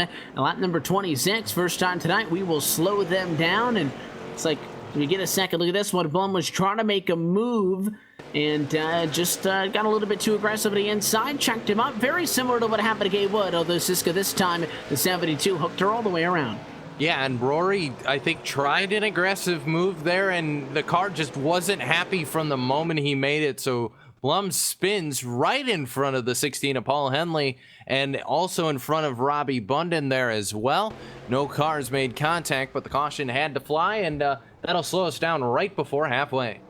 Just the timing was bad on it, and you know, your race leaders were just behind him coming through the corner, and unfortunately, you know, for them, there's nothing you can do in that case, and they had to throw the yellow, so the race leaders knew what was going on so that they could check up and obviously not wreck half the front of the field. And it'll tighten things up, no doubt, Gary. I mean, we were pretty close together. Everybody inside of the top 5 was still within about 2.5, 3 seconds of each other. And that, I think, was going to be a good fight for second. And this will only make things more exciting because now you'll find Cucker and Harden side by side. But what I'm really watching is how quick Peterson will be out of the gate, and if he can get up there with the 15 to machine. Cucker, interesting choice, wants the outside line, so Harden will be on the inside. Peterson also wants the outside as well. It's going to be interesting to see how Harden takes this inside line on this restart with Coker choosing the outside lane. That may not be a smart decision, if you will. Not really too good, but we're only halfway, and so far, Matt Coker's been dominating this entire race, and it's going to be interesting, like you said, to see Peterson. He has had an amazing run the first half of this race. We will see if he can translate it into the second half. We'll be 1 lap shy of the cross flags point this time around. As we get set to go late model stock, race it again, and how about a dead even restart? Looks like on the shift, Matt Cucker a little bit better. The 15 Harden got out of the gate really quickly, and he will drive to the inside and make it side by side. Cucker's not going to give him much room to play with, though, and the 69 does clear for the race lead. Fight for second, Peterson going to clear Adams as well, and he wants to go for P2, trying to get a nose top side. Harden throws the block on him. Watch the 23 trying to get a nose up there. It's very difficult, Cisco, to establish position on the outside. That's exactly what Peterson wants. Yeah, and you saw Ricky Harden was able to get the whole shot on the restart and was kind of even with Cucker, but it's so hard to make the move on the outside and stay even with him. So you see Harden start to fall back, and we've seen time and time again cars getting stuck on the top side. It's happening to Tommy Ryan right now because he's under attack from Gabe Wood. Gabe down to the inside, and looks like no, he will clear him out for now. So Tommy able to hold on to that position, but very much a case where that top line, car in the wall in the back. It looks like it's Lugo Vickery, no caution. Lots of smoke pouring out of the 24. Didn't finish the last one. He's not going to finish this one. Tyler Lugo Vickery's night is done. And the caution flag is out for another issue. Dravicki's up against the inside wall. He got into it with a 3 car. Not sure what happened. We'll take a second look at LSRTV replay, but I see Bunden down there with him. So let's take a second. Let me rephrase it. The 3 got into it with him. Oh, yeah, he did. Wow. They were both around, but it was the 30 machine who got hit in the back end. And, you know, if you use the 26 as kind of a guide, or the 30 really didn't check up all that hard, didn't drive it in too hard. I think the 3 just a little bit late on applying the left brake there, and tags the back of the 30. It was very minor contact to begin with, but it was actually the 3 who was up top trying to save it. He eventually did, but it slowed everybody down so much, and Will Dravicki on the inside of the racetrack got hit by the 87, gets stuck up against the wall, and although nobody went all the way around, but he got that many cars starting to mix things up. No choice but to throw the yellow. And the 90 had a great avoidance in that incident, completely hard on the brakes and somehow doesn't manage to make any contact. That's definitely amazing performance at avoidance right there. It's going to be interesting though on this restart to see which line Matt chooses once again, because it seems like he didn't have it at first coming in turns 1 and 2, but he then powered through on the outside out of turn number 2 and then cleared the number 15 heading into turns 3 and 4 just on that first lap of the restart. This time, as you see, we will rack everybody back up. Cone car's already got at the start finish on again. Not much of a cleanup going on down there, and nobody, even though we're saying, yeah, 60 laps is a tad bit longer than the rest of the series, we're not worried about pit stops unless maybe someone's got to come down and get some damage fixed or whatever. So we will line him up once again. Matt Cucker went on the outside last time. He sticks with that strategy. What I find interesting is even the guys on the rows behind continue that trend. So Peterson's third, but he'll be outside of row 2. Adams is fourth, but he'll be on the inside. And Ryan is fifth, but he's on the outside. Basically, you expect typically those odd-numbered positions to be on the inside of the racetrack, but maybe outside is just that much of a preferred lane, and we will try it again. I really think if Ricky Harden can get through the gears better, he can do something here with Matt Cucker. He started right with him, but was slow getting to third and fourth, and it allowed Cucker to clear him by the time they got to turn 1. Keep an eye on the front row, where the 69 has the ability to start when he pleases. Let's see if he can get a little bit of a better jump this time coming out of the corner, and he does. Good jump for Cucker. He'll lead the line, and he leaves Harden to the Wolves, P2 on the back. And Cucker's basically had the best hole shot out of the night. Harden was there, but, I mean, he was there. He didn't really get much of an advantage, and that'll allow Christian Peterson actually is able to slink by the 89 of Jeremy Adams, and Christian Peterson not willing to settle for third, down to the inside looking for second spot, and to go after that leader. Peterson running the bottom line. Harden on the way to the outside, and he'll have to get out of the throttle a little bit to avoid hitting the wall. And Peterson looking to complete the pass on a turn number 4. Does he cut off the nose of Ricky Harden? No, Harden gonna fight back out on the outside. And he's not giving him much space. The 15 really squeezed at top of 4, and Peterson will clear on the inside of the racetrack. So move Peterson to P2. Cucker's your race leader, 1-2 at points. Run 1-2 on the racetrack at the moment. Harden still third. The fight then is fourth behind them. Tommy Ryan's at the outside, and Jeremy Adams is on the inside. And for everybody really wanting the outside of the racetrack, bottom hasn't been all that bad since we've gone back green. Yeah, everyone's been doing pretty decent on the low line, but that 6 hanging out on the outside lane, barely managing to stick with that number 89 of Jeremy Adams. And it's actually gotten the bench past the start-finish line, so I give that 4th place position as of the start-finish line to that number 6, but Jeremy Adams fighting back on the inside lane. And of course, right behind them as well, Brandon Wilkinson and 26 fighting Gabe Wood in the 0-0 on the inside lane as well. And as you mentioned behind him, Wilkinson and Adams, so kind of 2-by-2 going on here. Ryan finally is able to use that speed that you carry on for the outside of the racetrack to clear Adams. So it'll be Ryan still 4th, Adams in 5th, and Brendan Wilkinson 3rd in the points in this late model stock championship presented by the folks at Blue Ridge Napa Auto Parts. Is made up a couple of spots, started 10th, but it's been a very quiet night for him with 1 win on the year. He's up to P6 and has been able to get in front of Gabe Wood. Other than that, though, he's one of only 2 drivers to start outside the top 10 to break into the top 10. We've seen really the same core group of guys up front all race going at it. Yeah, we have, and Wilkinson kind of just sitting back cruising behind Jeremy Adams, so not sure if the 26 is going to have a whole lot to be able to break into the top podium. And as for Ricky Harden, it looks like more and more defense going to have to be played on the part of the 15 because Tommy Ryan is there, probably going to be looking for a little bit more in the not too distant future as we come to complete lap number 44 and 16 laps to go. Running out of time in this race, Matt Cucker in search of win number 8. Again, it could be huge for Peterson. We've seen these guys go at it all season long. 59 points is a big upper hand. Favor the 69 team.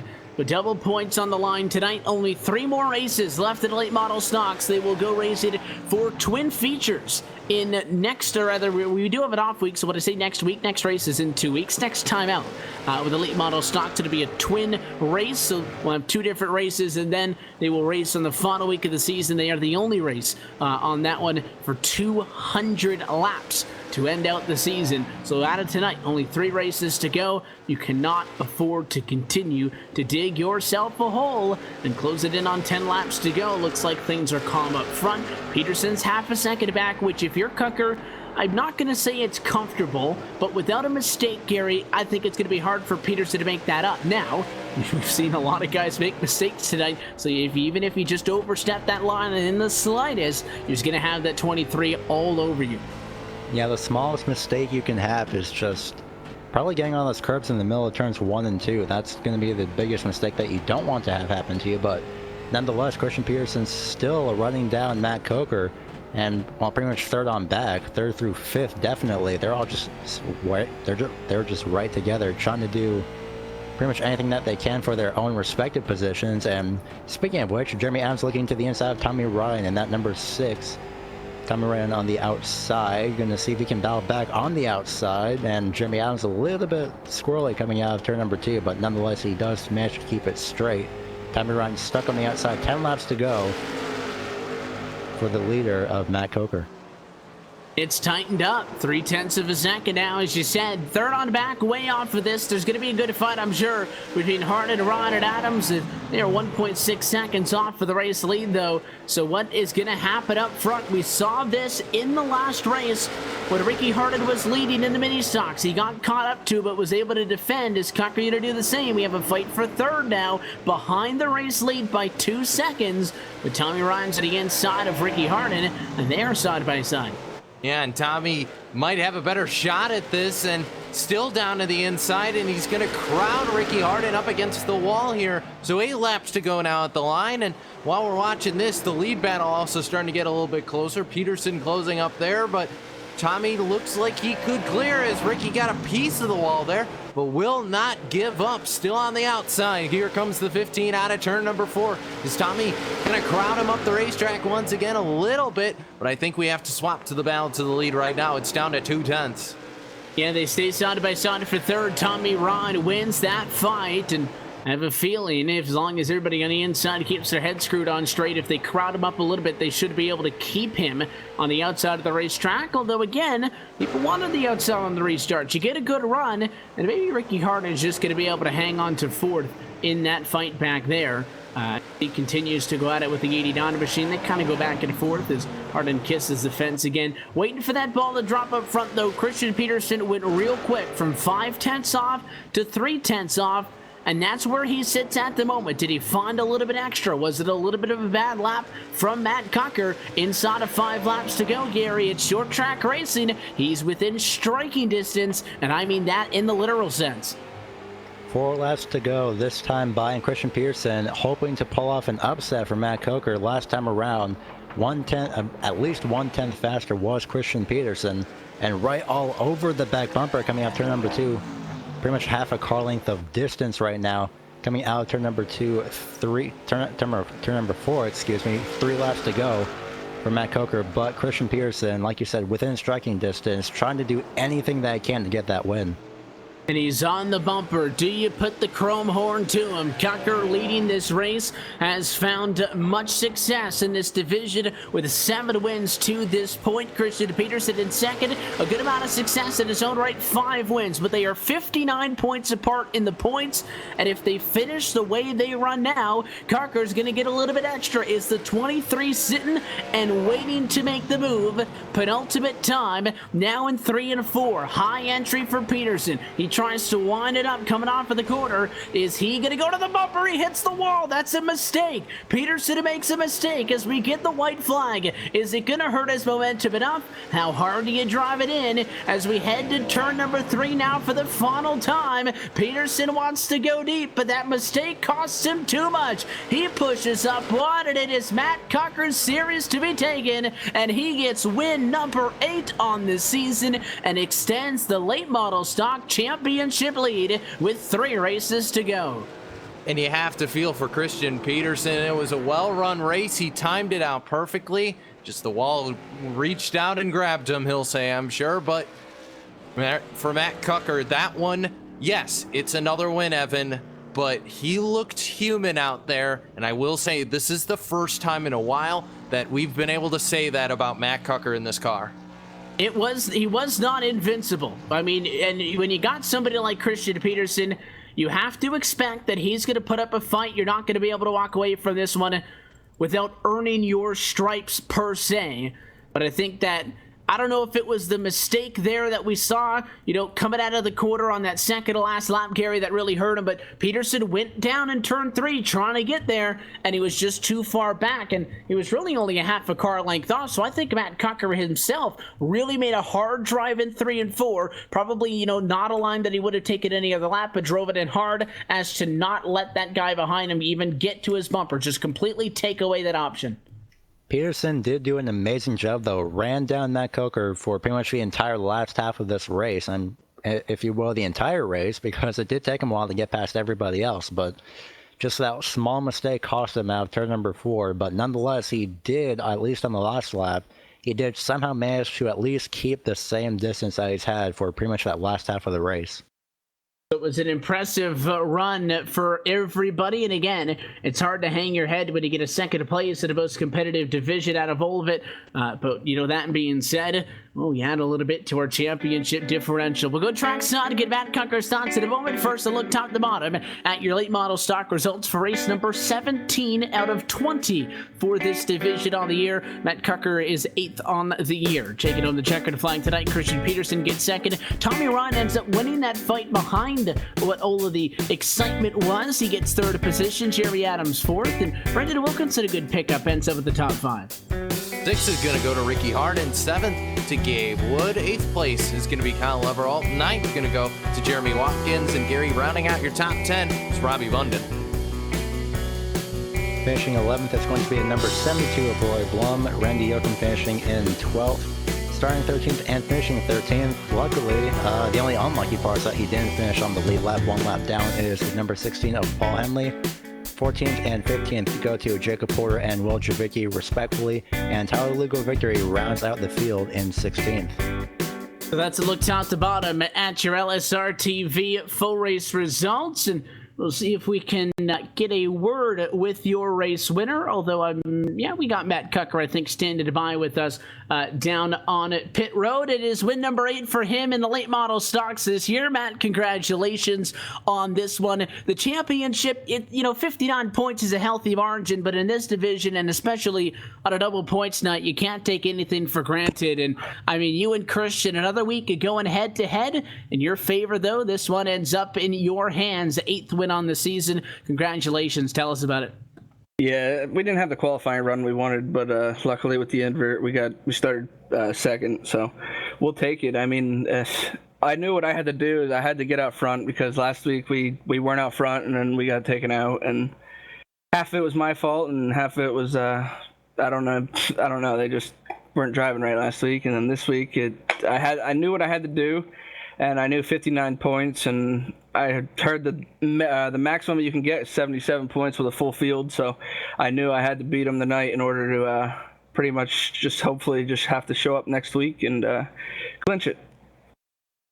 Obviously, these races, some of the most competitive. We've had the most drivers, in all the divisions start in this one, and the longer races as well add a little bit of an extra element. You guys started a little bit closer to the front from him, but I mean, you had about a half a second advantage, and it got literally right onto the bumpers. So I know that 3/10 here, 4/10 there isn't that much of ground being made up, but when that was, the maximum that you were able to get out to, he really made you sweat there late. How much of that, closing 15-10 lap run was spent looking in the rearview mirror, and were you kind of bracing for a shot there that final time in 3 and 4? It looked like he tried to get to you.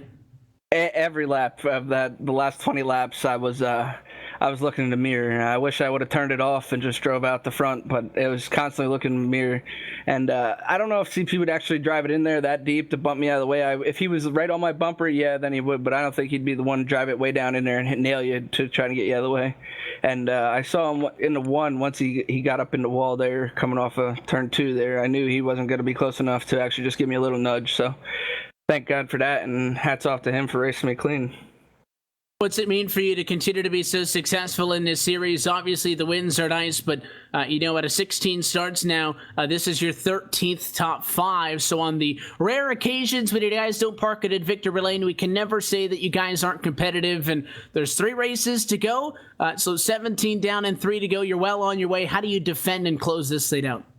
Well, I believe next week's the last points race for the late model stock, so I'm hoping that this was what I needed to close out, and that's all. I mean, this was the main thing, to race against all these guys week in and week out at this track. It means a lot, especially when people show up. Normally in leagues, you'll have like somebody that they're not in the points, and then they stop showing up, and then the field size goes down. But luckily, with the group of guys that we have here at Championship Esports, they always come back and they want to race and have fun. The twin late model races next week. In 2 weeks when we get back after the off week will definitely be exciting, and we look forward to how that one wraps up. But as always, we'll let you take off here. Waterboard is still going tonight, but the sponsors and the shout outs. Who makes it happen for you in the 69 team? I've got to thank Team Vince here as usual. Globalcom, iAnalyze, Turn 3 Auto Transport for being on board again. Thank you guys for broadcasting, doing an awesome job each week. And Kyle Barnes and Myrtle Beach for putting the show on. Well, with all the wins that you guys are able to get here on Wednesday nights, we're sticking a microphone in your face very often, Matt. So we always appreciate the time. Congratulations on the win and the great season you guys are having. Best of luck rest of the night, rest of the season. Hopefully we'll have an opportunity to chat with you down the line here with maybe some trophies in our hands. I hope so. Thank you, guys. The late model stock winner tonight for week 17 of the Myrtle Beach Simulation Series. Matt Cucker's 8th win in the series on the year increases his points lead headed into next week. We'll take one more opportunity and step aside. When we come back, it may not be the feature race of the night, but it might be one of the most fun ones. The U cars are on track to close things out. 25 laps of 3 wide starts. It's all coming up next. You're watching the Myrtle Beach Simulation Series on LSRTV, your home for sim racing.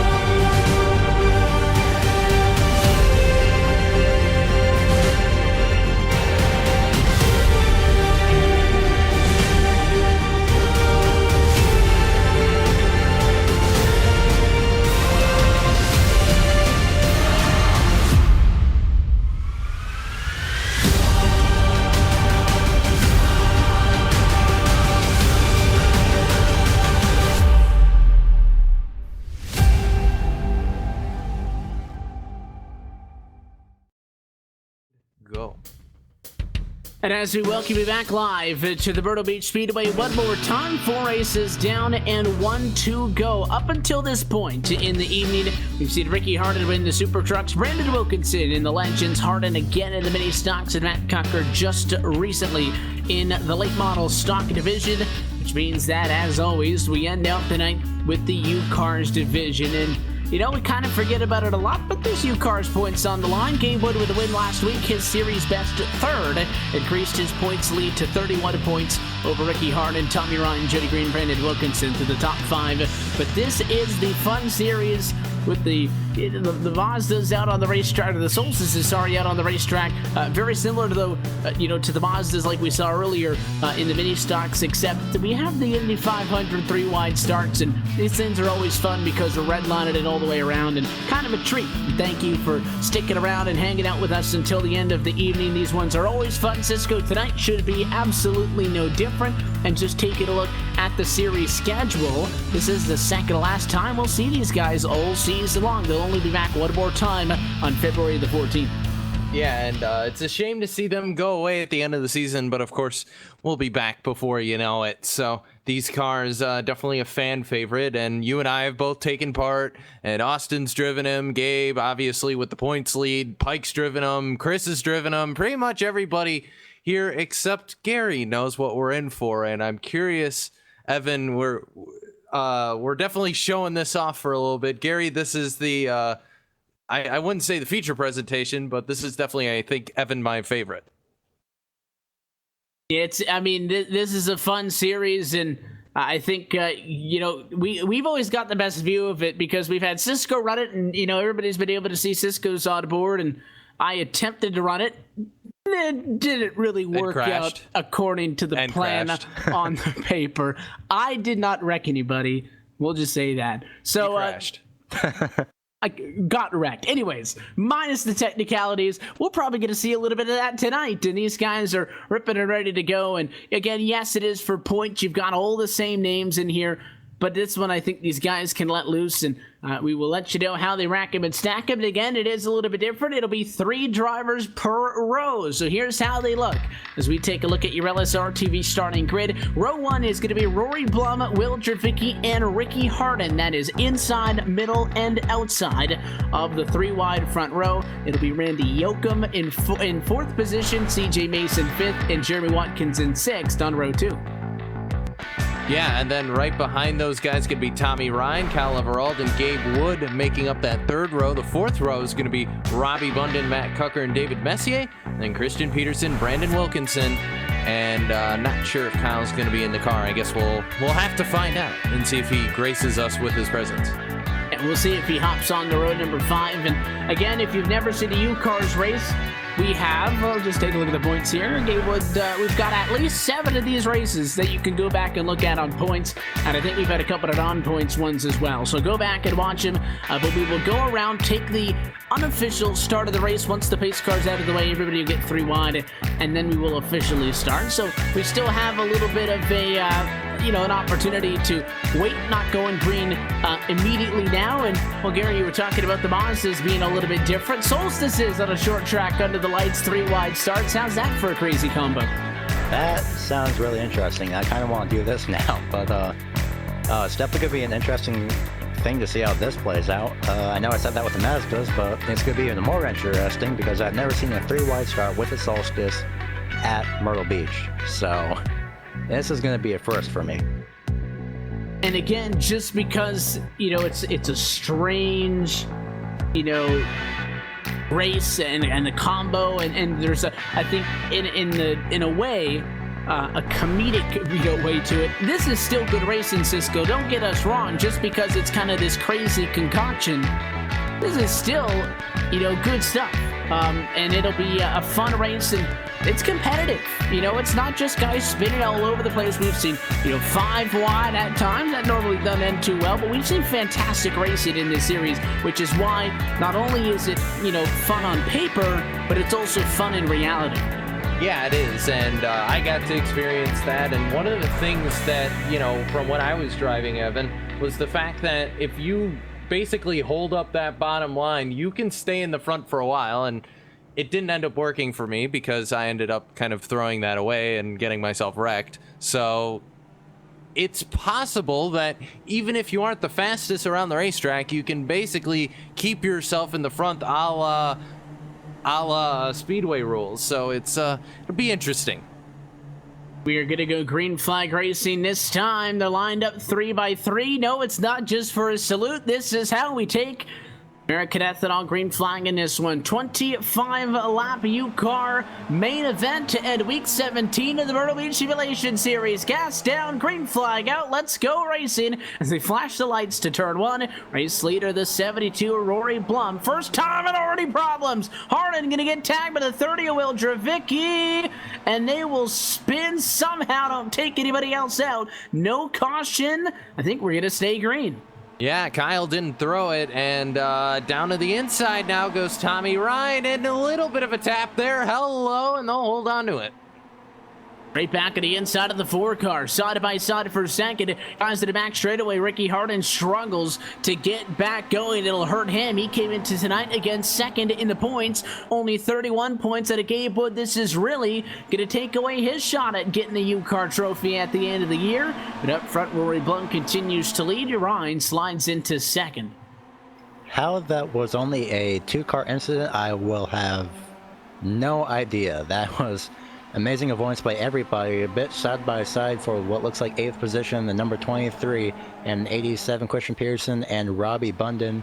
Respectfully, Pearson gets by, everyone else single file, unless you are the 00 of Gabriel Wood. There's that pink that you were talking about earlier that you were missing, Evan. Of course, he has that back, and now he's going to make his move on Christian Pearson, hanging to turns 1 and 2, moving Christian out of the way. And it looks like another battle in front of them, 33 CJ Mason on the high side.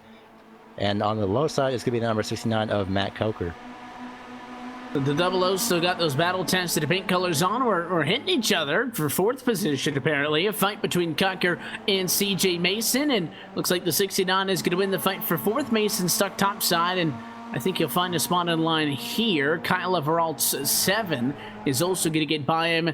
And the 33 CJ Mason, I think, might have had a small window to dive down in front of Gabe Wood. Didn't pull the trigger, jump down on him, and you know, this is where you can lose 4, 5, 6 spots depending on how many guys jump onto the outside. Not a very good line in these U-Cars at all, as we see Gabe Wood even wants some more. He wants now P5 from the 7. Yeah, and meanwhile, change for the lead. Tommy Ryan just bashed Rory Blum out of the way. A little bit of a right rear tap to the left front of Rory Blum to finish off the move there, but now the 6 car moves into the lead, and following through is going to be Randy Oakham. Could he grab a win here? Either way, both these guys looking for their first win in a while. They are leaning on each other. Look at the 69 of Coker. Kind of enters on the inside of the racetrack, yeah, but up a line, so Rory Blum can't really get that arc into the corner that you need to be able to be successful on the outside of the racetrack, and he will move up into 3rd position, and more contact. The 72 is getting bullied. Gabe Wood's going to get by him. I think it was Leveralt who actually got into him. He will also pass him up. The 23 of Peterson, and the 72 again getting moved out of the way. Oh, poor Rory. He's just getting moved out of the way right now. It's either, well, I think for him, he's just, you know, just riding this out as best that he can. Going to be on the back bumper of the number 23 heading into the corner. Nothing yet. Side by side for 2nd place. And it looks like, well, for now, side by side advantage is going to be Randy into turn number 3. And now 69 of Matt Coker on the bottom. He will clear. No, he will not. Still a fender, and looking to the inside. It's going to be Gabriel Wood. Going to make it 3 wide into turn number 1. Diving in contact between the 69 and the 4-4. Gets moved out of the way. Gabriel Wood up to at least right now in a battle for 2nd place with Matt Coker. But you know, Matt Coker needed to get the P2 quickly in. That 4 was giving him issues, and again, you sit there side by side with somebody, you slow yourself down, and we'll go 3 out of a high. Look at a 4 car. Randy Oakham splits the difference to get in front of the 23 of Peterson as he tries to get 4th away from Leveralt, but Gabe Wood ends up actually winning the fight for 2nd. To get inside is a very hard line to fight against, and Gabe Wood race high P2. Matt Coker drops to 3rd, still very much in this thing, and there's still a great fight with Leveralt, Oakham, and Peterson for 4th, 5th, and 6th position. 1 lap away from a comp yellow if we get there without a yellow. Yeah, and Coker now all over the back turned in bumper middle of turn Gabe 2. Wood. And, oh, yeah, problems turn 2, Gary. Oh, man, the 4 got clipped by number 72. I guess that makes sense, but the 87 gets the worst of it in pit road right now. Heavy damage. I think Robbie Bunden is out of this race right now. I said it'd be comp yellow. If we didn't get a yellow, oh, we got a yellow. And it was the 72 pushed up on the 4, and the 4 saved it, but then he got sideswiped by the 87, as you said, and it was Robbie Bunden who then, that had to have broken something in the steering, because that car just would not turn. It hit the inside wall, and he just went right to pit road. Something was really hurt underneath that 8 car, so I guess that can count as our yellow. No competition caution needed. It'll bridge us past the halfway point, and Looks like we're going to try to line them up. We're rolling. No, we'll stop them. I thought, we don't really go red flag here to line everybody up. I thought we were going to get it going rolling. Everybody on the front row is already in position. We will stop them, reset them, and I think it'll be a restart with 11 to go when we come around to it. They might just go 12 to go here, Evan. They should get the green flag this time. You are right. So it does tick over to 11 to go at the line. And as for Rory Blum, I think I mentioned in the chat, but Rory isn't going to have a whole lot of lunch money left because he kept getting bullied there, Evan. Yeah, no, he got taken out behind the portable, and unfortunately for him, he's way back, lost a lot of spots. And then a loogie maybe or something like that. Yeah, no, I think he's had better days, and he will hopefully get over this hump day, have a better rest of the school week when he comes back to it. But the guys up front have had great nights. Problem is, only one guy could win it. So who gets it up front? It's Gabe Wood, Matt Kucker, and as well, Tommy Ron on the front row. It's going to be a good fight. Look how tightly packed we're in. No space side to side or bumper to bumper. Everybody on each other to turn number 1 as we go back green. That was 11 laps to go. Will be 10 to go next time by. And here comes Leveralt all the way to the apron. Trying for the Hail Mary move. Can't get it to stick. Leverall trying to do the best, pretty much anything that he can to get that first place position. Side by side, everyone, Leverall dives it in, makes contact with a 6, hits Gabe Wood. Around they go, collecting 3-4 cars. That looks like it's going to be another caution. And, well, the person that's definitely gotten the worst end of this is going to be Tommy Ryan. And see, that move on the inside, Cisco, worked for the 7-1 and 2 because there's an apron. There's no apron in 3 and 4, the inside of walls there. So he makes that really aggressive drive down and just gets into the back of the 6. Nothing really I think you could have expected Tommy Ryan to do, but it takes Gabe Wood out as well, which is big because, again, he was your championship leader. Second into points, Ricky Hardens had a bad go at it. Gabe Wood's going to be forced down pit road with damage, and well, Tommy Ryan, third driver, he's also damaged. So the top 3 in the points having a rough go at it. And I think that was Kyle Leveralt doing his best Denny Hamlin impression because he just dove that thing into 3. I knew that he was going to have some sort of run, but I think that backfired a little bit on him. But either way, the 6 of Tommy Ryan, the 00 of Gabe Wood, let's just say if they get back to the 7, we're going to have another caution before the end of this. Yeah, I don't think I'm going to call your bluff on that one. I think that's a pretty safe bet for sure. We line them up 3x3 again. Completely different looking front row. Leveralt on the inside, Wilkinson in the middle, and CJ Mason on the outside of the racetrack. That's how quickly you cars can shake up the entire front row.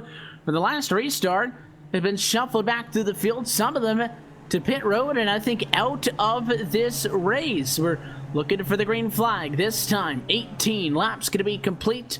Again, 26 is the number on the top of the screen, but it was 25 laps of green flag action throughout, so this restart is going to come, I think, with 8 laps to go. Pace cars off, the non-existent pace car, I guess I should say, but the field in the hand of the front row as they get going. These things don't get through the gears that quickly, and you're topping out pretty soon, and we'll stay 2x2. Leveralt, though, doesn't need the apron to go to the race lead this time. Yeah, Leverall not using the apron this time, and thankfully for that, look at CJ Mason on the back bumper of Brendan Wilkinson moving to the inside for that second place position, and then they're going to make some contact with door handles, and it looks like again coming out of turn number 4. Goodness, everyone is just scrambling to find some type of a position, but right now out front it's going to be that number 7, and in Denny Hamlin's defense, he only took out 1 car, but Kyle somehow sticking with that lead. CJ Mason, though, may have something to say about that in a few laps' time as we cross the start-finish line this time. 6 laps to go. Running out of time in this one. If you're going to make something happen to Kyle Leveralt as he sits right now, trying to get his first career U-Cars win. It's only been his 3rd start. He's never had a finish worse than a top 10. He's got a top 5 in there as well. But is he going to be able to outlast the likes of CJ Mason, who is very much new to this U-Cars division and is having success out of the gate? And as I say that, he hits the wall hard out of turn 4, overdrove it, and here comes Wilkinson to the inside to take away second. Could this be Wilkinson's rise to the top here in the U-Cars division? Since they come out of turn number 2, though, CJ Mason isn't going to let him just sit by, but I have to think Wilkinson's going to be able to complete the pass out of 4. Hello, Randy Yoakum to Rifto, and he's going to go hard in the wall. Possibly caution. There it is. There it is. Caution flag is out. Randy Yoakum this time. Yeah, they'll have to stop, make sure we can re-rack him and try to get maybe 2 laps out of this. And it was slight contact, but it's just so difficult to save these cars. They just slide and slide. And I mean, Randy Oakham just stopped when he hit that outside wall. The engine's out of that thing, a lot of black smoke, and tough break for Randy, who came into tonight running a high, just entered the top 7 in the points. And talk about, a chaotic late season run, Gary. That's about the 5th different driver top 10 in points has had a wreck tonight. Yeah, very bad luck for Rory, as if that initial contact, that first wreck they had, wasn't bad enough with that 2-car incident, I believe, around the start of this event. That pretty much just ends it for him, unfortunately, but that's, I don't know, really unfortunate. But your first 3 drivers right now, Kyle Leverall on the inside lane, 33 is CJ Mason way on the outside, and then that number 26, Brandon Wilkinson, in the middle. I believe we will be going green this time by. It is going to be a green flag this time, and it'll be a green, white, and a checkered. 2 laps to go in the U-Cars division tonight for Week 17 of the Myrtle Beach Simulation Series. Green at the line as we go back and away. Can Leverall clear again as he heads to 1? Not a great start or a great hole shot from Leverall, but he's going to have that bottom line. That's the key here. Can Wilkinson or maybe even Matt Cucker make the advantage? Yeah, Cucker's going to try. He'll make it 3 wide down on the bottom side, getting squeezed down by Ricky Harden. 3 wide into turns number 3 and 4. At this point, if they wreck, Kyle's probably not going to throw the caution. White flag in the air. And because they're 3 wide for second, nobody can get to Kyle Leverall, who's up at the front of the field with a 3/10 of a second advantage. Here comes Matt Cucker. Is he going to be the one to jump in and take this one in the U-Cars division? This is probably the only division he has not won in this year. He looks at it in the final corner, but he'll get roughed up for P2. Harlan gives him the bump and run for second, and it'll be Kyle Leverall winning tonight in the U-Cars. Amazing performance by Kyle Leverall, just from winning, just from a pass on the apron, got him into this position that he is in now, and that got him away with the win. Amazing, and a little bit of, I believe, friendly roughhousing between the 69 and the 33 after the checkers, but nonetheless, Kyle Leverall wins this race, and I have to say, amazing performance, and this was really an exciting event to watch. And 7's going to park it at victory lane. First time this season he's been able to do so. It's always, fun, I think, under any circumstances, but whenever you get a first-time winner, I think it's a little bit more excited, I think we can say, and not a whole lot of smoke from these burnouts because they're down in the grass, but promise you, Kyle Leverall is having a fun time down there as he is a winner in the U-Cars division, and that would have been all the way down to the end, but in the end, Leverall gets his first on the year. Always fun hearing what the drivers have to say after the U-Cars won. We will hopefully chat with him in just a moment. But first, as always, let's recap this one with a look top to bottom at your LSRTV full race result. Kyle Leverall goes from 8th to 1st en route to his first U-Cars division win of the year. Matt Cucker so close at the end. Ricky Harden roughed him up for P2. He does end up hanging on to second as Harden settles for exactly where he started in third. Christian Peterson behind them recovers from a 13th place spot on the grid for 4th tonight. CJ Mason quietly with the top 5. 6th going to go to Brandon Wilkinson, the 26th. 7th place going to go to Jeremy Watkins. 8th going to go to Rory Blum. 9th going to go to David Messier. Rounding out your top 10, going to be Will Dravicki. Randy Oakham finishing in 11th, 5 laps down. Gabe Wood finishing 12th, 9 laps down. Tommy Ryan and Robbie Bunden rounding out 13th and 14th respectively. That'll do it for your finishing order here from the Myrtle Beach Speedway. And before we let you go on the evening, we got to talk to a race winner, and that's Kyle Leverall, who's sitting in victory lane. And Kyle, I will say, if there's a win, it definitely came with a little bit of controversy because it was a bonsai move down to the inside, and you made it work. Talk us through it. It was. I mean, I've already talked to Gabe about it. He's gonna owe me one. I know that. I mean, it's U-Car. You got to keep the momentum up, and it's happened before. It's happened to me. I've been up there plenty of times and just been in the wrong place at the wrong time. Did not mean for it to work out that way for Gabe, but in U-Car, there's some beating and banging, and sometimes it just doesn't work out for everyone. And I was going to say, it was a very rough night out there in the solstices, and it's definitely kind of gone more that direction in the last couple weeks. Is it the guys having a little bit of fun? Is there starting to be a little bit of a friendly rivalry between everybody? What makes this series the U-Car series?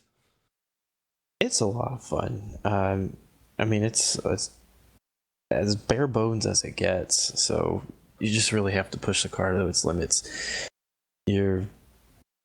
Pushing it to the point you're almost hitting the wall. You're using up every little bit of real estate that you can on the track. Sometimes other cars are in the way when you're trying to do so.